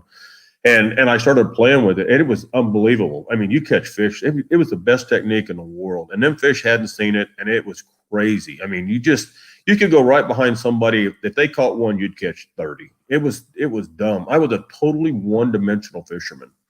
But I got to win a lot of tournaments and have success on it early on, and it was amazing. And the only two baits I threw back then was a half-ounce gold rogue, we call a clown rogue, and a long ace solid chrome. Because you wanted all the flash you could get. You could pull those fish forever away. And I didn't have any money. I just, I grew up, I didn't have any money. And I'd order a dozen Smithwick rogues from Jack Smithwick back before Pradco had them and stuff. And I would glue the bills in myself because I could glue them in a little straighter and stuff. And then I would tune them with the file one time, put on my tackle box and be done. But one day Jack sent me, I ordered 10, I think. And he sent me like 15 or 18 and no bill. And I mean, it's crazy for a guy traveling clear across the country. I mean, he'd send them to me with a bill in the box. I mean, he completely trusted me, and we did it that way forever. But one day I got a box. I had 18 in it. I'd ordered 12. I had 18 in it, and there was no bill. And so I called Jack up. I said, Jack, you made a mistake. You got my order messed up with somebody else's, He goes, what's the matter? I said, well, I ordered a dozen, like I always do. You sent me 18, and there's no bill in the box. And he goes, nope, there's no bill in the box. He goes, kid, you've helped me sell more baits. I sell more baits now with that rip bait. I mean, I said, Jack, you got it all wrong. I don't tell nobody about that bait. I mean, I ain't telling anybody about that bait. He said, yeah, but you're having such success. Everything back in those days was straight up draw tournaments. And right. He goes, your partners are talking, and I've never sold so many baits. And so that was kind of my first quote sponsor. I mean, Jack sent me any rogues I needed, and I really was a one-dimensional fisherman, throwing a rip bait. Just, gosh, the fish just hadn't seen it, and they were so dumb to that technique. They were so easy to catch. It really, honestly, it's what made me a tournament fisherman. You have success like that to start with, and I'm not say I started with it. I mean, it took me a few years. I run around like an idiot on the lake for a couple of years before I calmed down and started fishing. But still, a jerkbait it still is today a huge part of my fishing. Yeah, that's not awesome. like it used to be. Well, I think that's probably why your shoulder is so bad now. But I think that's the big difference. I think why they call them rip baits in California, right, is because of the, like, you guys were like basically horizontal hooks, almost like the people way they snap or stroke jigs on ledges. Yeah. But you're more horizontal ripping the jerkbait. It looks like you're like setting the hook. But we don't do it that way now. But that's how it started. And we all started with spinning rods, and then, gosh, it's been forever ago. I'm talking, in the mid to latter 80s, we started throwing casting rods and doing, a true jerk bait instead of doing that long rip with a spinning rod. And spinning rods are such a pain in the neck with a jerk bait because you get slack on the line and the line spits off the spools. It's just a nightmare, where the casting rod just makes it so easy. And yeah. But you're right. That is why it's called ripping on the West Coast, because that's where it started, down in the desert lakes. The guy, he called it crispin. That's what it was originally called, crispin, Jimmy Crisp. Yeah. And don't sleep on Gary. He's got a little experience. I mean, back in the day, he did all right for himself. He won himself a few boats on the West Coast. So there's a little bit of knowledge that goes into the rods that he builds. So well, we used to have, we got to fish for a lot of boats. I mean, Times were really good. I mean, I hit a really good time, you know, with fishing. We fished with a lot of boats, and I mean, truthfully, I mean, guys, I hate route numbers, but I mean, I've won 40 fully rigged bass boats in competition, and 38 Rangers, 1 Champion, and 1 Nitro. John Murray, who's from the West Coast, I believe John's won 37 boats. You know, Dave Levy won a pile of boats. I mean, there was, you know, but we fished for a lot of boats. I mean, it was just a different. I mean, first place was a boat. And heck, back in the day, BASS and our opens, first, second, and third all won a Ranger bass boat. So we won. We got to fish for a lot of boats, and it was always special to win a boat, though. Yeah, that's special. Awesome. That's still on my bucket list for sure. And Sean asked a question, Gary, have you ever thought about using carbon fiber in the handles? It's just a different feel than the cork. So what are your thoughts on the carbon fiber? I played with them. There's actually some good ones out there, and I played with them. You know, Lynn Williams, my rod building buddy I was talking about, he kind of keeps me up on all that kind of stuff, because Lynn's something new comes out, he's gonna build it and stuff too. I haven't really thought of an advantage of the carbon, truthfully. I mean, I like cork, and the company's just kind of like that old school mold cork. And we're, you know, a lot like, you know, EVA is a lot cheaper. I mean, that's right. The reason I put it on the Colts. You know, I mean, it's a price point deal because I've got Mitsubishi materials in that blank. You know, I've got Japanese materials in the blank. If you don't have a good blank, you're not gonna build a good rod, period. And so I put EVA on, but EVA's cheap. You know, cork's expensive as heck. And that's the reason so many companies use EVA. It's cheap. But I just don't like the way it feels. And I put it on swim bait rods because the swim bait rods, you know, I mean, heck, when they hit a swim bait, they dang near take the rod out of your hand anyway. And it's everybody seems to like it. I mean, that's what the early on request was no cork. They wanted EVA, but that's the only thing that really. I put an EVA butt cap on the Fury, okay, but the handle where your hole is cork. We're just kind of a company that's just known for using cork. Yeah, cool. And the EVA is the black foam for the people that don't know. Yeah. Used to be called Hypalon back in the days, but that was a softer foam material now, and Hypalon's completely gone. I mean, it's now, and I still have a bad habit of saying Hypalon once in a while, and it's not. It is EVA. Yeah. So Bart here, I think I don't know if he's asking me or you. This hair jig recommendation for smallies, like we swim those little tiny hair jigs up here on Mille Lacs and stuff.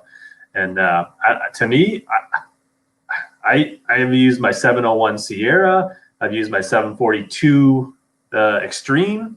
I think if I really was, I haven't done a ton. I think a 762 in my book would probably be the best hair jig rod. But it's not my jam. I wish I could get on that bite more often. But I don't know. What do you hear from people that fish up here a lot? What do you hear that they use for that hair jig for smallies? Oh, I mean, truthfully, the 62 is talked about a lot, and the 92 is as well. The guys are liking the length of the 92. We sell a fair amount of guys throwing hair jigs on a 792. You can do it with probably about any 1 or 2 power spinning rod we make. They've all got a good tip on them, but 62 is darn popular, and 92 is really popular as well. Yeah, that 792 doesn't fit very well in my 19-foot boat right now. Colin, interesting question. What do you think is better for a big fish, early morning or late evening? I think early morning, at early morning, before the boats get running around, before the traffic. I mean, truthfully, these big fish, I mean, they're smart. I mean, they've seen a lot. I mean, trolling motors and, you know, the noise and the guys beating on boats. And I just think that, you know, if you fish farther away from your boat, I mean, you're going to have a shot at better fish. You're going to quieter entries, you're going to increase your odds. I mean, the catch and release technique is so awesome, but it also educates a lot of stinking fish too. It's just, I'm telling you, a new technique comes out in fish like an A-rig. I mean, I never caught so many, 5-pound spotted bass on Lake Warville, which, you never even thought there was one in there. And I mean, I caught like 6 of them in 3 months, over 5 pounds. And I'd only caught, I think, 2 over 5 pounds in like 15 or 20 years before that. New techniques come out that they haven't seen, they're not accustomed to, and you'll catch them. But fish are just smarter. So I would say early morning. And truthfully, a lot of bigger fish get caught at night. And, they don't get as good a look at baits and stuff. They react more to them. And the thing is, you'd be surprised, maybe you're not surprised, but a lot of big fish are caught late in the year, like in November and December at night. You freeze your butts off out there, but you catch a lot of big fish too. Big ones. Yeah. It was last week and the weekend before, it was 34 degrees, blowing like heck, caught a 6-pounder. And that's a big bass in Minnesota. So like I tell people, like, I probably caught 8 6-pounders in Minnesota, and I think 7 of them have come after October 1st and on a jig. Yeah. And when I made that comment about November and December, I got to think about where you guys are, that's not happening. But, coming out of the West or in Texas, I mean, you used to fish in November and December. I mean, some of my best fishing trips have been in December. It's water's cooling down. They're start really feeding up good. You got no traffic on the lakes out there. Everything's quiet, and it would be amazing how late in the year that I throw topwater, though. I mean, you catch some big ones late in the year. You don't get as many bites, but boy, when they get it, it's a good one. Yeah, buzzbait's a big deal up here late in the fall. Any talks of a Drew Cook series of rods? Yeah, I've got to do that. I mean, I've been talking to Drew about doing that. I've got to nail down what he really to do a signature series rod. You need to do something that's that angler strength. Okay. Right. Like for me, I mean, I'm known as. Go ahead. I'm sorry. I was gonna say like the boom boom rod, right? The frog rod for Freddie. Right? Like, yeah. It's like I'm known for jerkbait. So if I was gonna do a signature series rod with another company and I was gonna do a spinning rod, it wouldn't make any sense. Even though I throw a lot of spinning rods and stuff, but I'd do a jerkbait rod. And that's the thing is Drew is kind of all over the board. He's a very versatile angler. I just need to nail down a technique. He needs to win on a technique or get known for a technique and make it a lot easier for me to build a rod. And that guy's had a lot of success early. I mean, this is only his second year on tour. He's fished extremely well. He's a solid fisherman. I mean, I don't really see a hole in his game at all. Nice. Eric asked a good question. Where does the fish to win motto on the reel seats come from? That goes back to an article that was written about 25 years ago where I made a comment to Tatum one time about, he said, what are you going to do? I had a big lead in the tournament. And I said, well, I'm going to go fish chicken tomorrow. And he goes, what the heck is fishing chicken? And I said, well, I had like a 13-pound lead in an event, and I knew if I went and caught a 7 or 8 pound, limit of fish, I wouldn't be beat. There's no way. So I was just going to easily go catch 7 or 8 pound limit of fish. And then once I had that in the boat, then I'd go back to fishing for big ones again, like it was. Right. You just fish real aggressive. And back when I started, the shaking worms was real popular. The split shot was real popular. The doodling was real popular. And a lot of these guys were fishing for limits and numbers. And it was just completely, I didn't fish for limits and numbers. I fished for better bites, bigger bites, less bites. And I just kind of come up with that, fish to win, don't fish chicken. And then we had some guys that don't fish chicken article got rewritten 3 different times. It's really a cool article. It's just like, if you don't play to win, you don't win very often.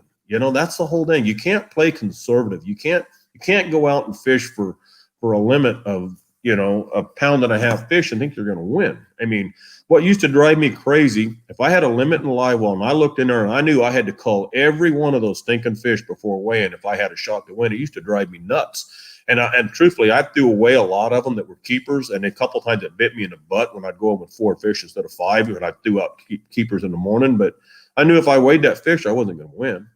And I just had that you got to win. You got to fish to win. If you don't fish to win, you don't win. You'll win once in a while, but if you fish to win, especially back in the day when everybody was fishing real conservative, really, limit fishing, and they'd come in, well, I mean, you catch today. Well, I caught 8. Well, how'd you only catch 8? I caught 80. Yeah, well, my 8, I only got my 5, but my 5 would eat 40 of yours at one time, and it was just a different mindset.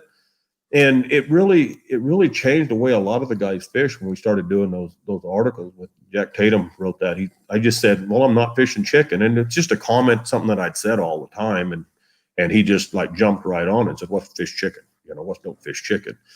And if you fish to win, I mean, but there's a fine line there. I tell you, when this swim bait fishing got really good, and I mean, I started having a lot of success with swim baits, I probably never had more 100th place plus finishes in my life because of swim baits. Because, you know, in practice they'd be eating it or something, and the tournament starts and they'd run up and chase it and follow it and bump it and slap it, but they weren't eating it. And pretty soon you look at your watch and it's 1 o'clock in the day and you got an empty live well. And so I had some horrible tournaments by that, you know, that quote fish to win mentality. So there is definitely a fine line there. But I still say, if you don't, I get so sick and tired of some of my favorite football teams that play conservative, you know, like that prevent defense at the end of the game. Prevents means you just lost, you know. You just got to be aggressive. I think, I hate to say I do that with everything in life, but I mean, it is. I mean, I always, when I'm hunting, I mean, what's on the other side of that mountain? There's no roads over there. There's got to be something bigger over there, you know, and I'd take off, go over it. Just how I've always thought, you know, just try to be aggressive. Yeah. I hope that makes sense. Win, but don't fish stupid either. Yeah, and that's hard. And I don't care how long you fish, you're gonna have those tournaments. It just doesn't go your way. I mean, you go left, they go right, you know, and it just sucks. I mean, it just sucks. And that's what I say. You come in, well, what happened to you today? Well, I just sucked. That's what happened. Yeah. I mean, I just sucked. I went right, they went left, and it just didn't happen. If it doesn't happen to you, you haven't fished enough tournaments yet. Oh gosh, I promise you. Liam asked about jerkbait. So what's your favorite jerkbait that's not $25? Like a non-Vision 110, what's your next favorite jerkbait? Something I throw a lot of Xtasy 90s. It's a deep diving jerkbait. But there's some gosh, I'm just drawing blank because I mean I've got such a habit of using the same ones over and over. But I've played with a couple. I mean, Spro's got a couple of really good jerkbaits out now. I mean, mixed stick. Yeah, the mixed stick, the duo I've heard is good. Yeah, mixed stick. It's honestly that Lucky Strike, the knockoff of the 110 is a good jerkbait. Yeah. The thing about the 110s, the biggest pet peeve on the 110s is the hooks on them are really soft.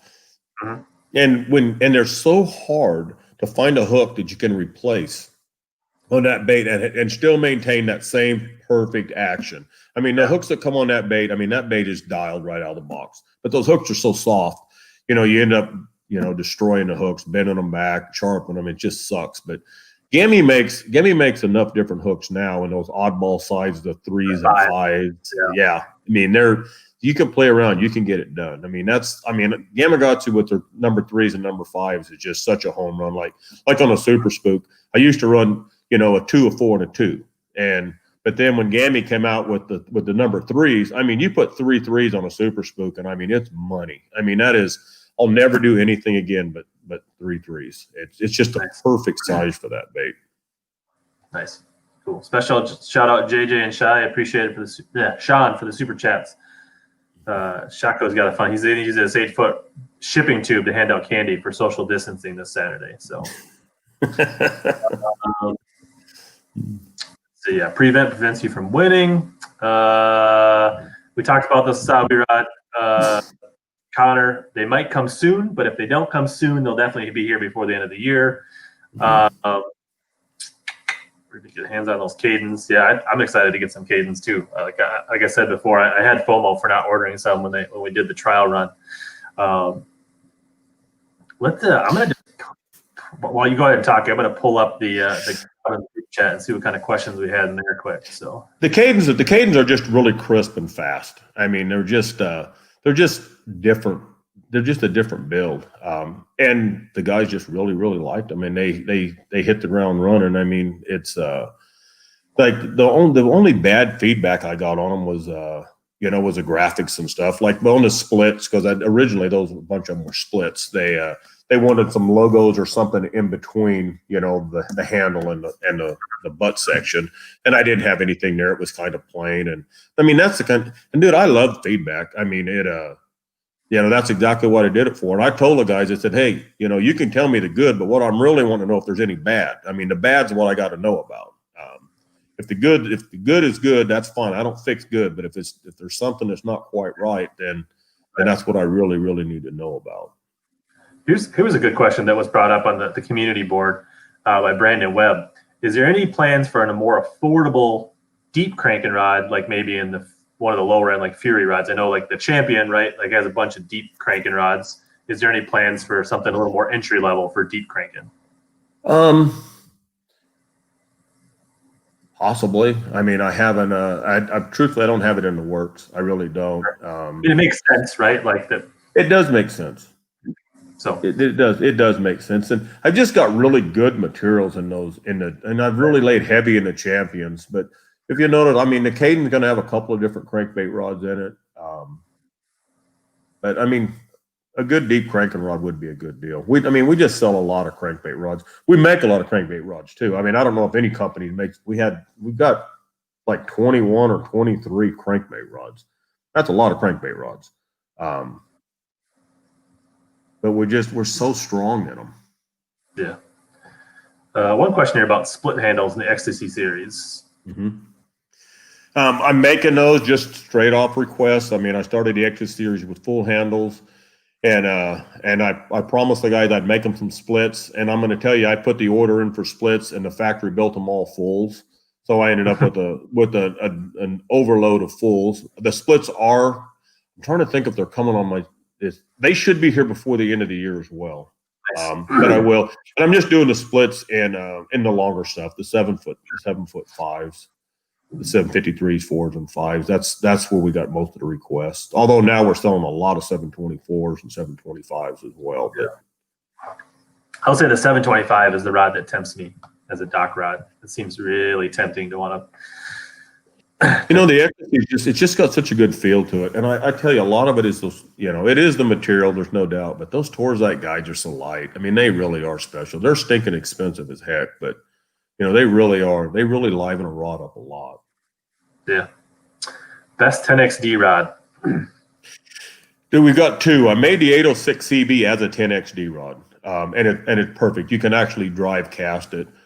I think the 794 swim bait rod, the Champ 794, is a better rod. It just works me less. I hate that 10XD. That thing's a man killer. I mean, it pulls so stinking hard, like reading the hood of a Volkswagen through the water. And I'm not a big fan of that. When I threw it on the 794, it fishes it better, but I did make the 806 the 10XD rod. And that's the only two that I would say. Yeah. I'd say get whichever one you get more uses out of. You know, if you're going to throw a lot of the lighter, you know, not light swim baits, because it is a swim bait rod, do the 794. If you're going to throw a more bigger crankbaits, and grab the 806. He says, what are your thoughts on guys selling Kadens double what they paid for them? I would say be patient. You'll be able to get them at regular price soon enough. Yeah, it's we've had that issue a little bit with guys that, you know, bought extras and was hawking them off and stuff, but that was not the program. That's not what it was for. I mean, I wanted feedback, but for the most part, you know, I mean, you're gonna have a bad apple always in anything, but for the most part, gosh dang, fishermen are pretty darn cool. I mean, it's we got, you know, we're just a good group of guys. You get a bad apple once in a while, there's no doubt, but for the most part, I mean, we got a lot of good, really good people in our sport. I think this is a good question by Bill Batterman here. So he's got a fair amount of champions and extremes, thanks to me convincing him to get those in his lineup. So he's got a decent amount of Dobyns. Like, what he's saying, convince me to buy an Xtasy. Why should he make the jumper? What's in it for him to get an Xtasy? Or what are your thoughts? Is it a luxury thing, or is there a big benefit? Or what are your thoughts? I'll tell you, if you're a jig fisherman, it makes a difference. It makes a difference. I mean, if you need every bit of feel out of that rod, and truthfully, guys, most times you don't need it. But I mean, if that bite's really spongy or you're fishing really deep water and you need everything out of a rod, I promise you will feel a difference in the Xtasy. It just better materials, lighter guides. It just is. But again, I told you, I mean, the extremes are getting a little bump right now in materials. So you're going to see, the extremes, we sell a lot of extremes. But I just think that rod, I still got a bunch of these extremes. They're still, these don't break, so I still have these versions. Those are pretty well sought after. When we get those in on trade, a lot of times we got a list of guys that are looking for one of those. And if truthfully on those extremes, they're a little bit slower than newer extremes. And so guys will start talking, well, I don't want a slow rod, but I mean, those old extremes were, I mean, we sold a lot of them. And like I said, we keep a list of guys that are, you know, they're looking for those. They're looking for the old extremes. If we get a trade in, it's in good shape. I mean, it's going to go quick. Nice. I mean, the 746, that's the funny one on that one is, I mean, I found like 4 or 5 of them, and Larry Nixon took every one of them. He wanted every one of them. He absolutely loves that rod. Absolutely loves it. I only have the new 746. So Zach mentions that the 740, he's got 50 plus Dobyns. He says the Kaden 745 is his favorite. So personally, how does this Kaden 745 compare? I mean, obviously the price point's different and the blank's different, but action wise, how does the Kaden 745 compare to the Extreme 745? It's a little stouter. It's a little stouter. It's the Kaden is a little stouter. I was actually worried about that rod because that's one I would have called like maybe a 5.5. It's got the same thing with the 755 Xtasy. That rod is another one I would call like a 5.5. So that's where that 0.5 question earlier that, you know, I mean, I've thought about that a lot. But the Kaden 745, it's a great rod. I mean, it's got some power to it though. And, you know, there's a lot of guys that they're fishing. If you're fishing Lake Fork or you're fishing around grass and gosh, you know, any of these stinking Texas lakes got wood and grass everywhere. I mean, and we sell 5 powers in Texas. You know, in the West, we sell tons of 4 powers and some 5s, but in Texas, we sell 5s and 6s. You know, if you're fishing around, you know, 3s and stuff, and, you know, you need everything. You need a little bit more oomph than your hook sets and try to turn that fish to get him coming to you. Yeah. Of all the rods I bought my dad, he's down in Falcon. The 766 is his favorite rod for Falcon. 766 is, I mean, that is my favorite. That's my favorite flipping stick. And I used to be nothing but an 8-foot flipping stick guy, but that 766 balances so stinking well. It's got so much power. You can throw a 2.5 ounce weight with it, or honestly, I can pitch a 1/4 ounce weight with it. And that's what I like about that rod. And it's the only flipping stick that I've used since I made that rod, and I just love it. And even the 765 is awesome. And you know, if I'm fishing fork, I throw my Carolina rigs on the 765 flip. That's what I use my 765 for when I had it. And some guys will talk about those. I built those in traditional flipping style. So the first guide's like 29 to 31 inches up from the reel seat. So some of the guys, they think that's too far, but they don't remember. The old guys will know that, you know, flipping was flipping. You know, you grab the line and you flip. And so I built them in traditional flipping style. And there's a few guys that it bothers them enough that we'll actually put another guide on it for them. It's not a big deal. I mean, there's plenty of room there to space it out. It looks perfectly natural. As a matter of fact, on Fred Urbanish's rod, he wanted an extra guide, so I built it that way. But the Champs are made traditional flipping style. Cool. Matt wants to say just special thanks for your support of veterans. He really appreciates that. And we appreciate all our veterans for sure. For sure. JJ says the crankbait rods just hold fish. That's what sold him on Dobyns.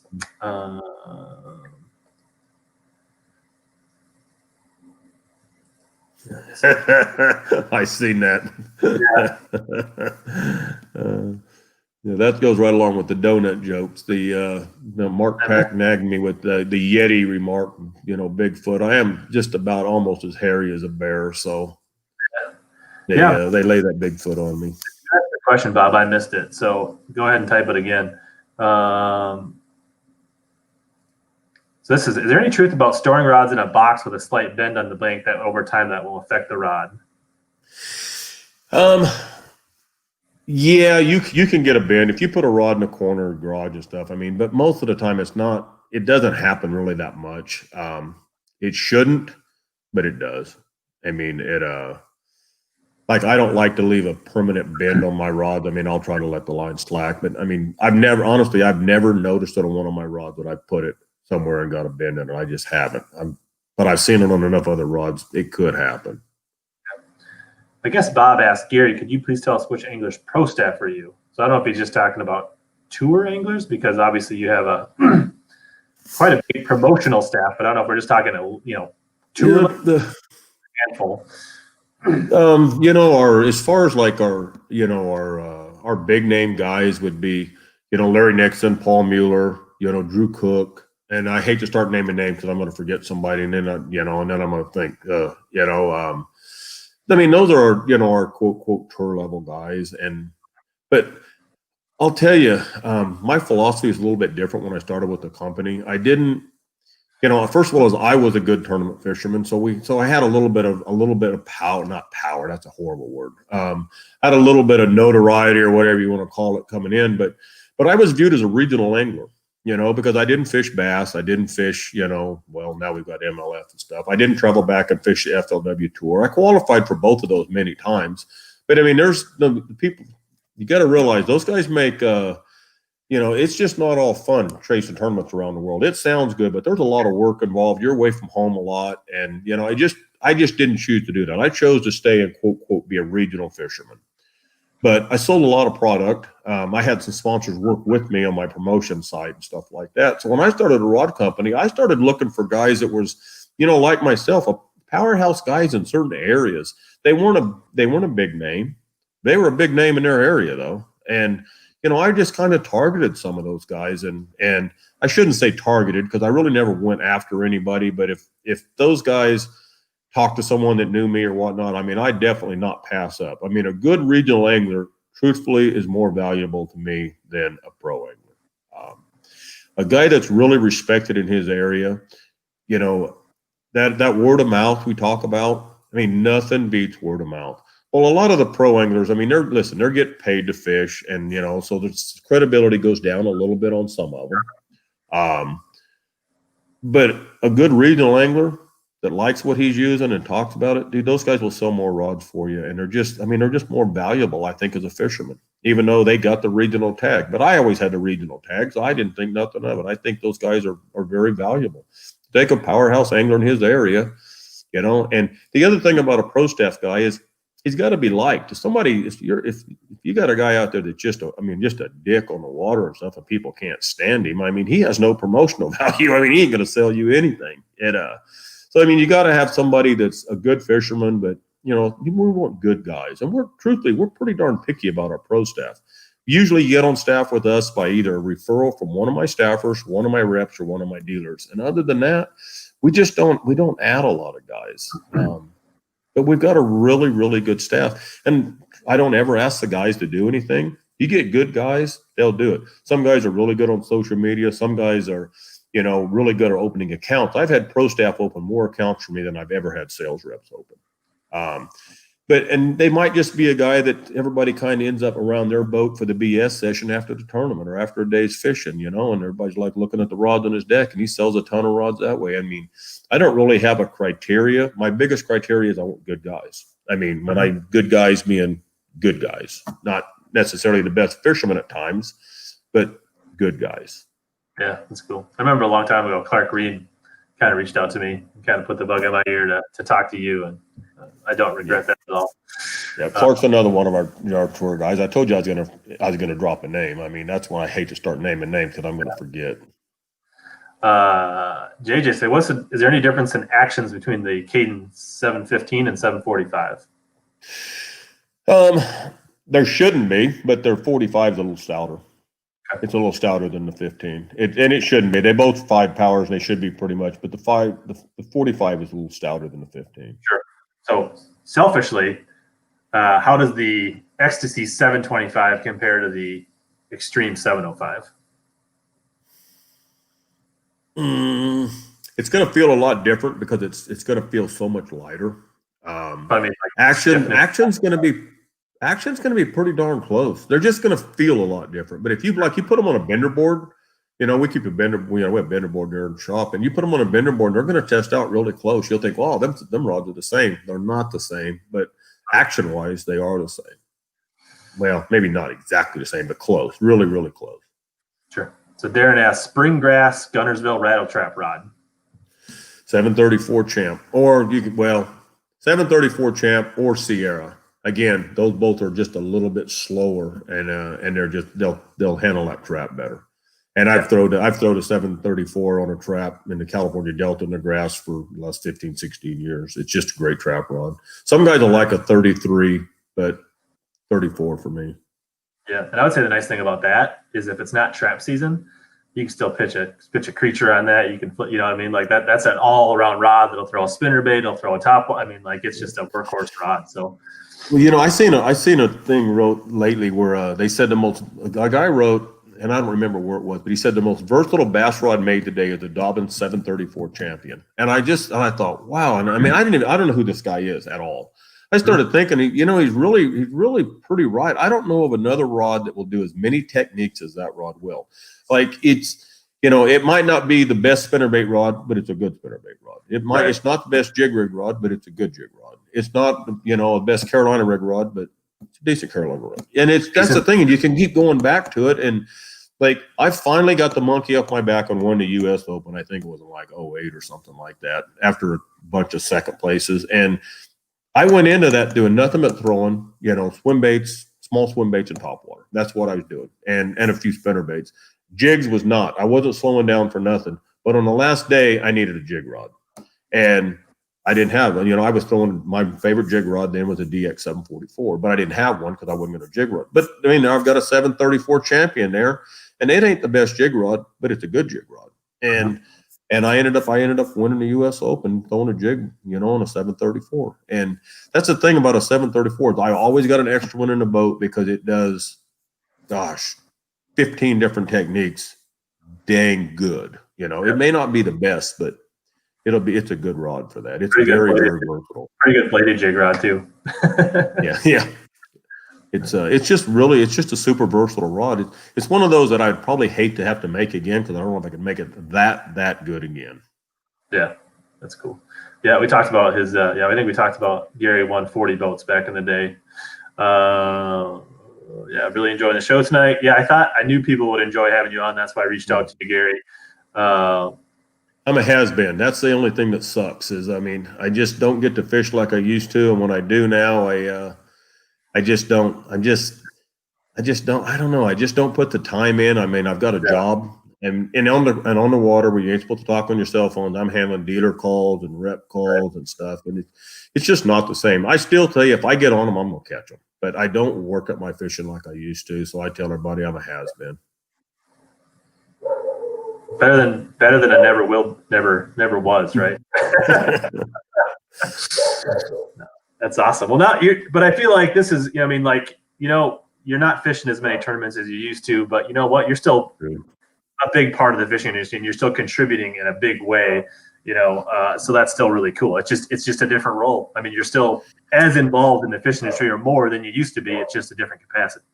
Yeah, we used to. I mean, gosh, my heaviest tournament year, I fished 42 events. And the next year, I fished 39. But I mean, I always fish 30 events a year, and that's a lot. And but I lived on the water, and truthfully, I worked nights and I'd fish days. I didn't require a lot of sleep, and I was just ate up with fishing. I mean, I was always fishing every spare minute. I don't know if old age is part of it that slowed me down. I just don't. Every spare minute, I don't feel like I got to get out on the water, and that's what I used to do. I still love tournament fishing. You catch a 5-pounder on a fun day's fishing, it's nothing. I mean, you catch a 5-pounder in a tournament, you know, get the net, you know, you're all wound up. I mean, it's a big deal, you know. That's the thing about tournament fishing is the exciting factor there. You catch a big one, it's something. You catch a big one when you're fun fishing, hey, it's a rush, it's a good deal, but it ain't like you're not trying to chase a 700-pounder around and get him in a net to take him into weigh-in scales. That's a big deal. Yeah, absolutely. This is a good question from Bob. What's a good versatile rod at the budget line? So like, does the 734 Fury also like carry over? 734 Fury. It's a little faster than the Champ 734. It's quite a bit faster, honestly, but we sell boatloads of them. It probably are. I mean, I don't know this for a fact. I'd have to check. I mean, I know 705 CB's #1, but I'd be willing to bet you 734C Fury is probably our #2 selling rod. Yeah, and so I think full retail on that's like $119. Yep. You can find that at I mean, like some of the big box stores carry the Fury.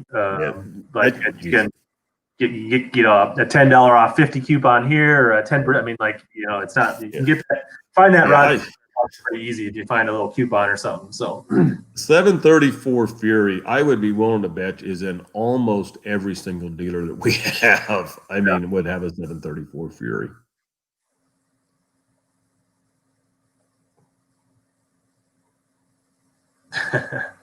Nice, Sycamore. Yeah. Yeah, that's awesome. So, man, I think we covered a ton of ground tonight, Gary. This has been awesome. We're creeping up right about 2 hours.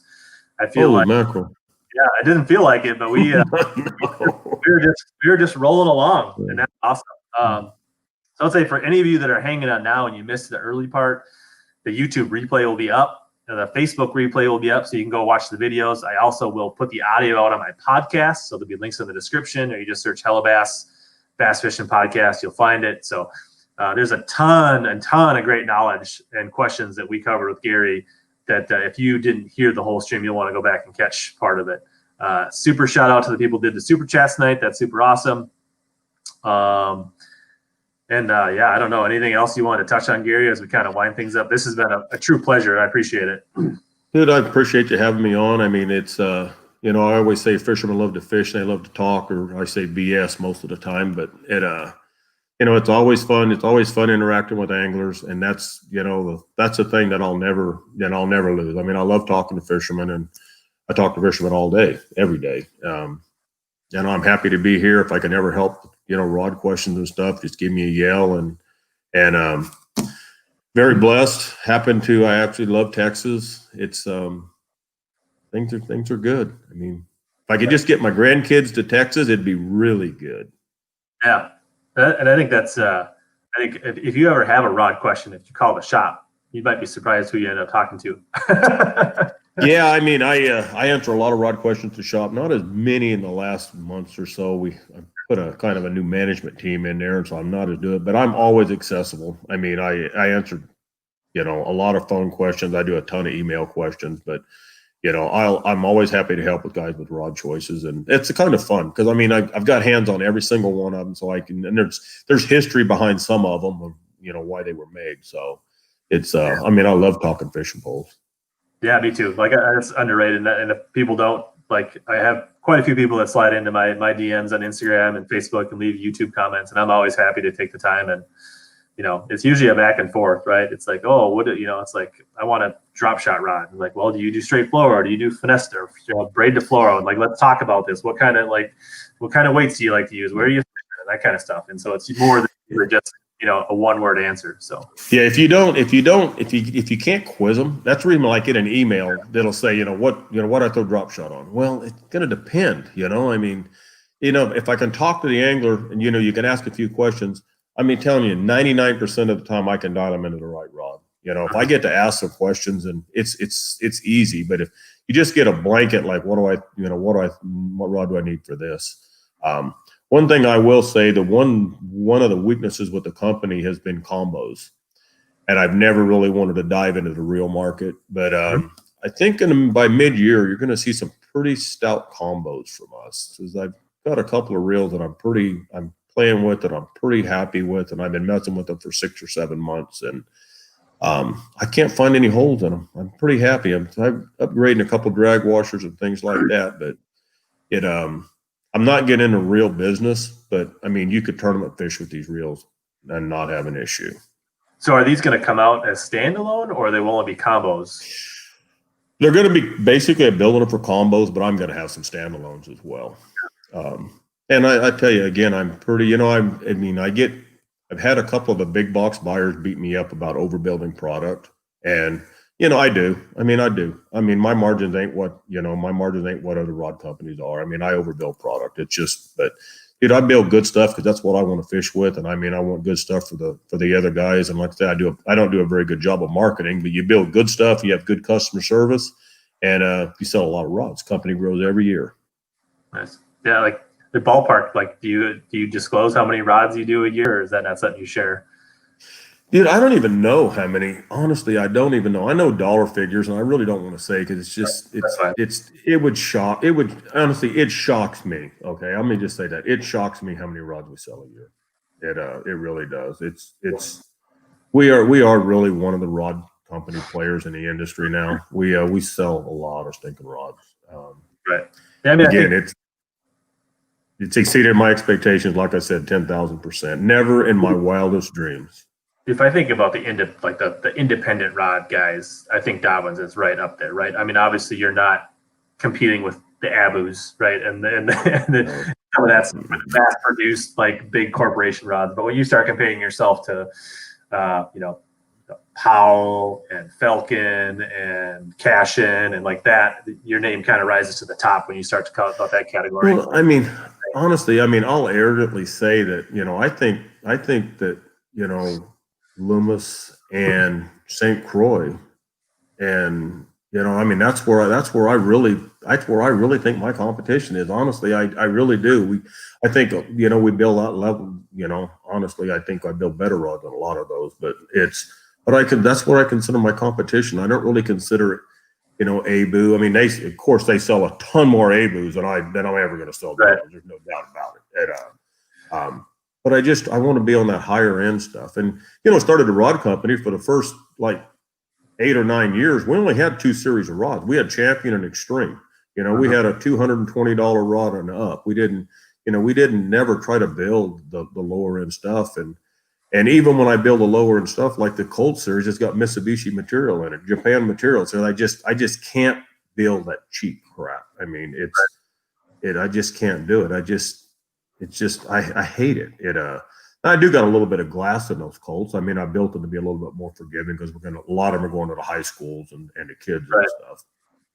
But anyway, guys, I know I've kept you guys on here long. I'm good at running my jaws. So appreciate it, Gary. Like I said, if you guys are watching the replay, make sure you hit that like, comment. If you're new to the channel, make sure you subscribe. And I appreciate every one of you hanging in here to the end. And special thanks to Gary, as always, here to help you catch more bass and suck less. And fish to win. Yeah, fish to win. Thank you, guys. Appreciate you.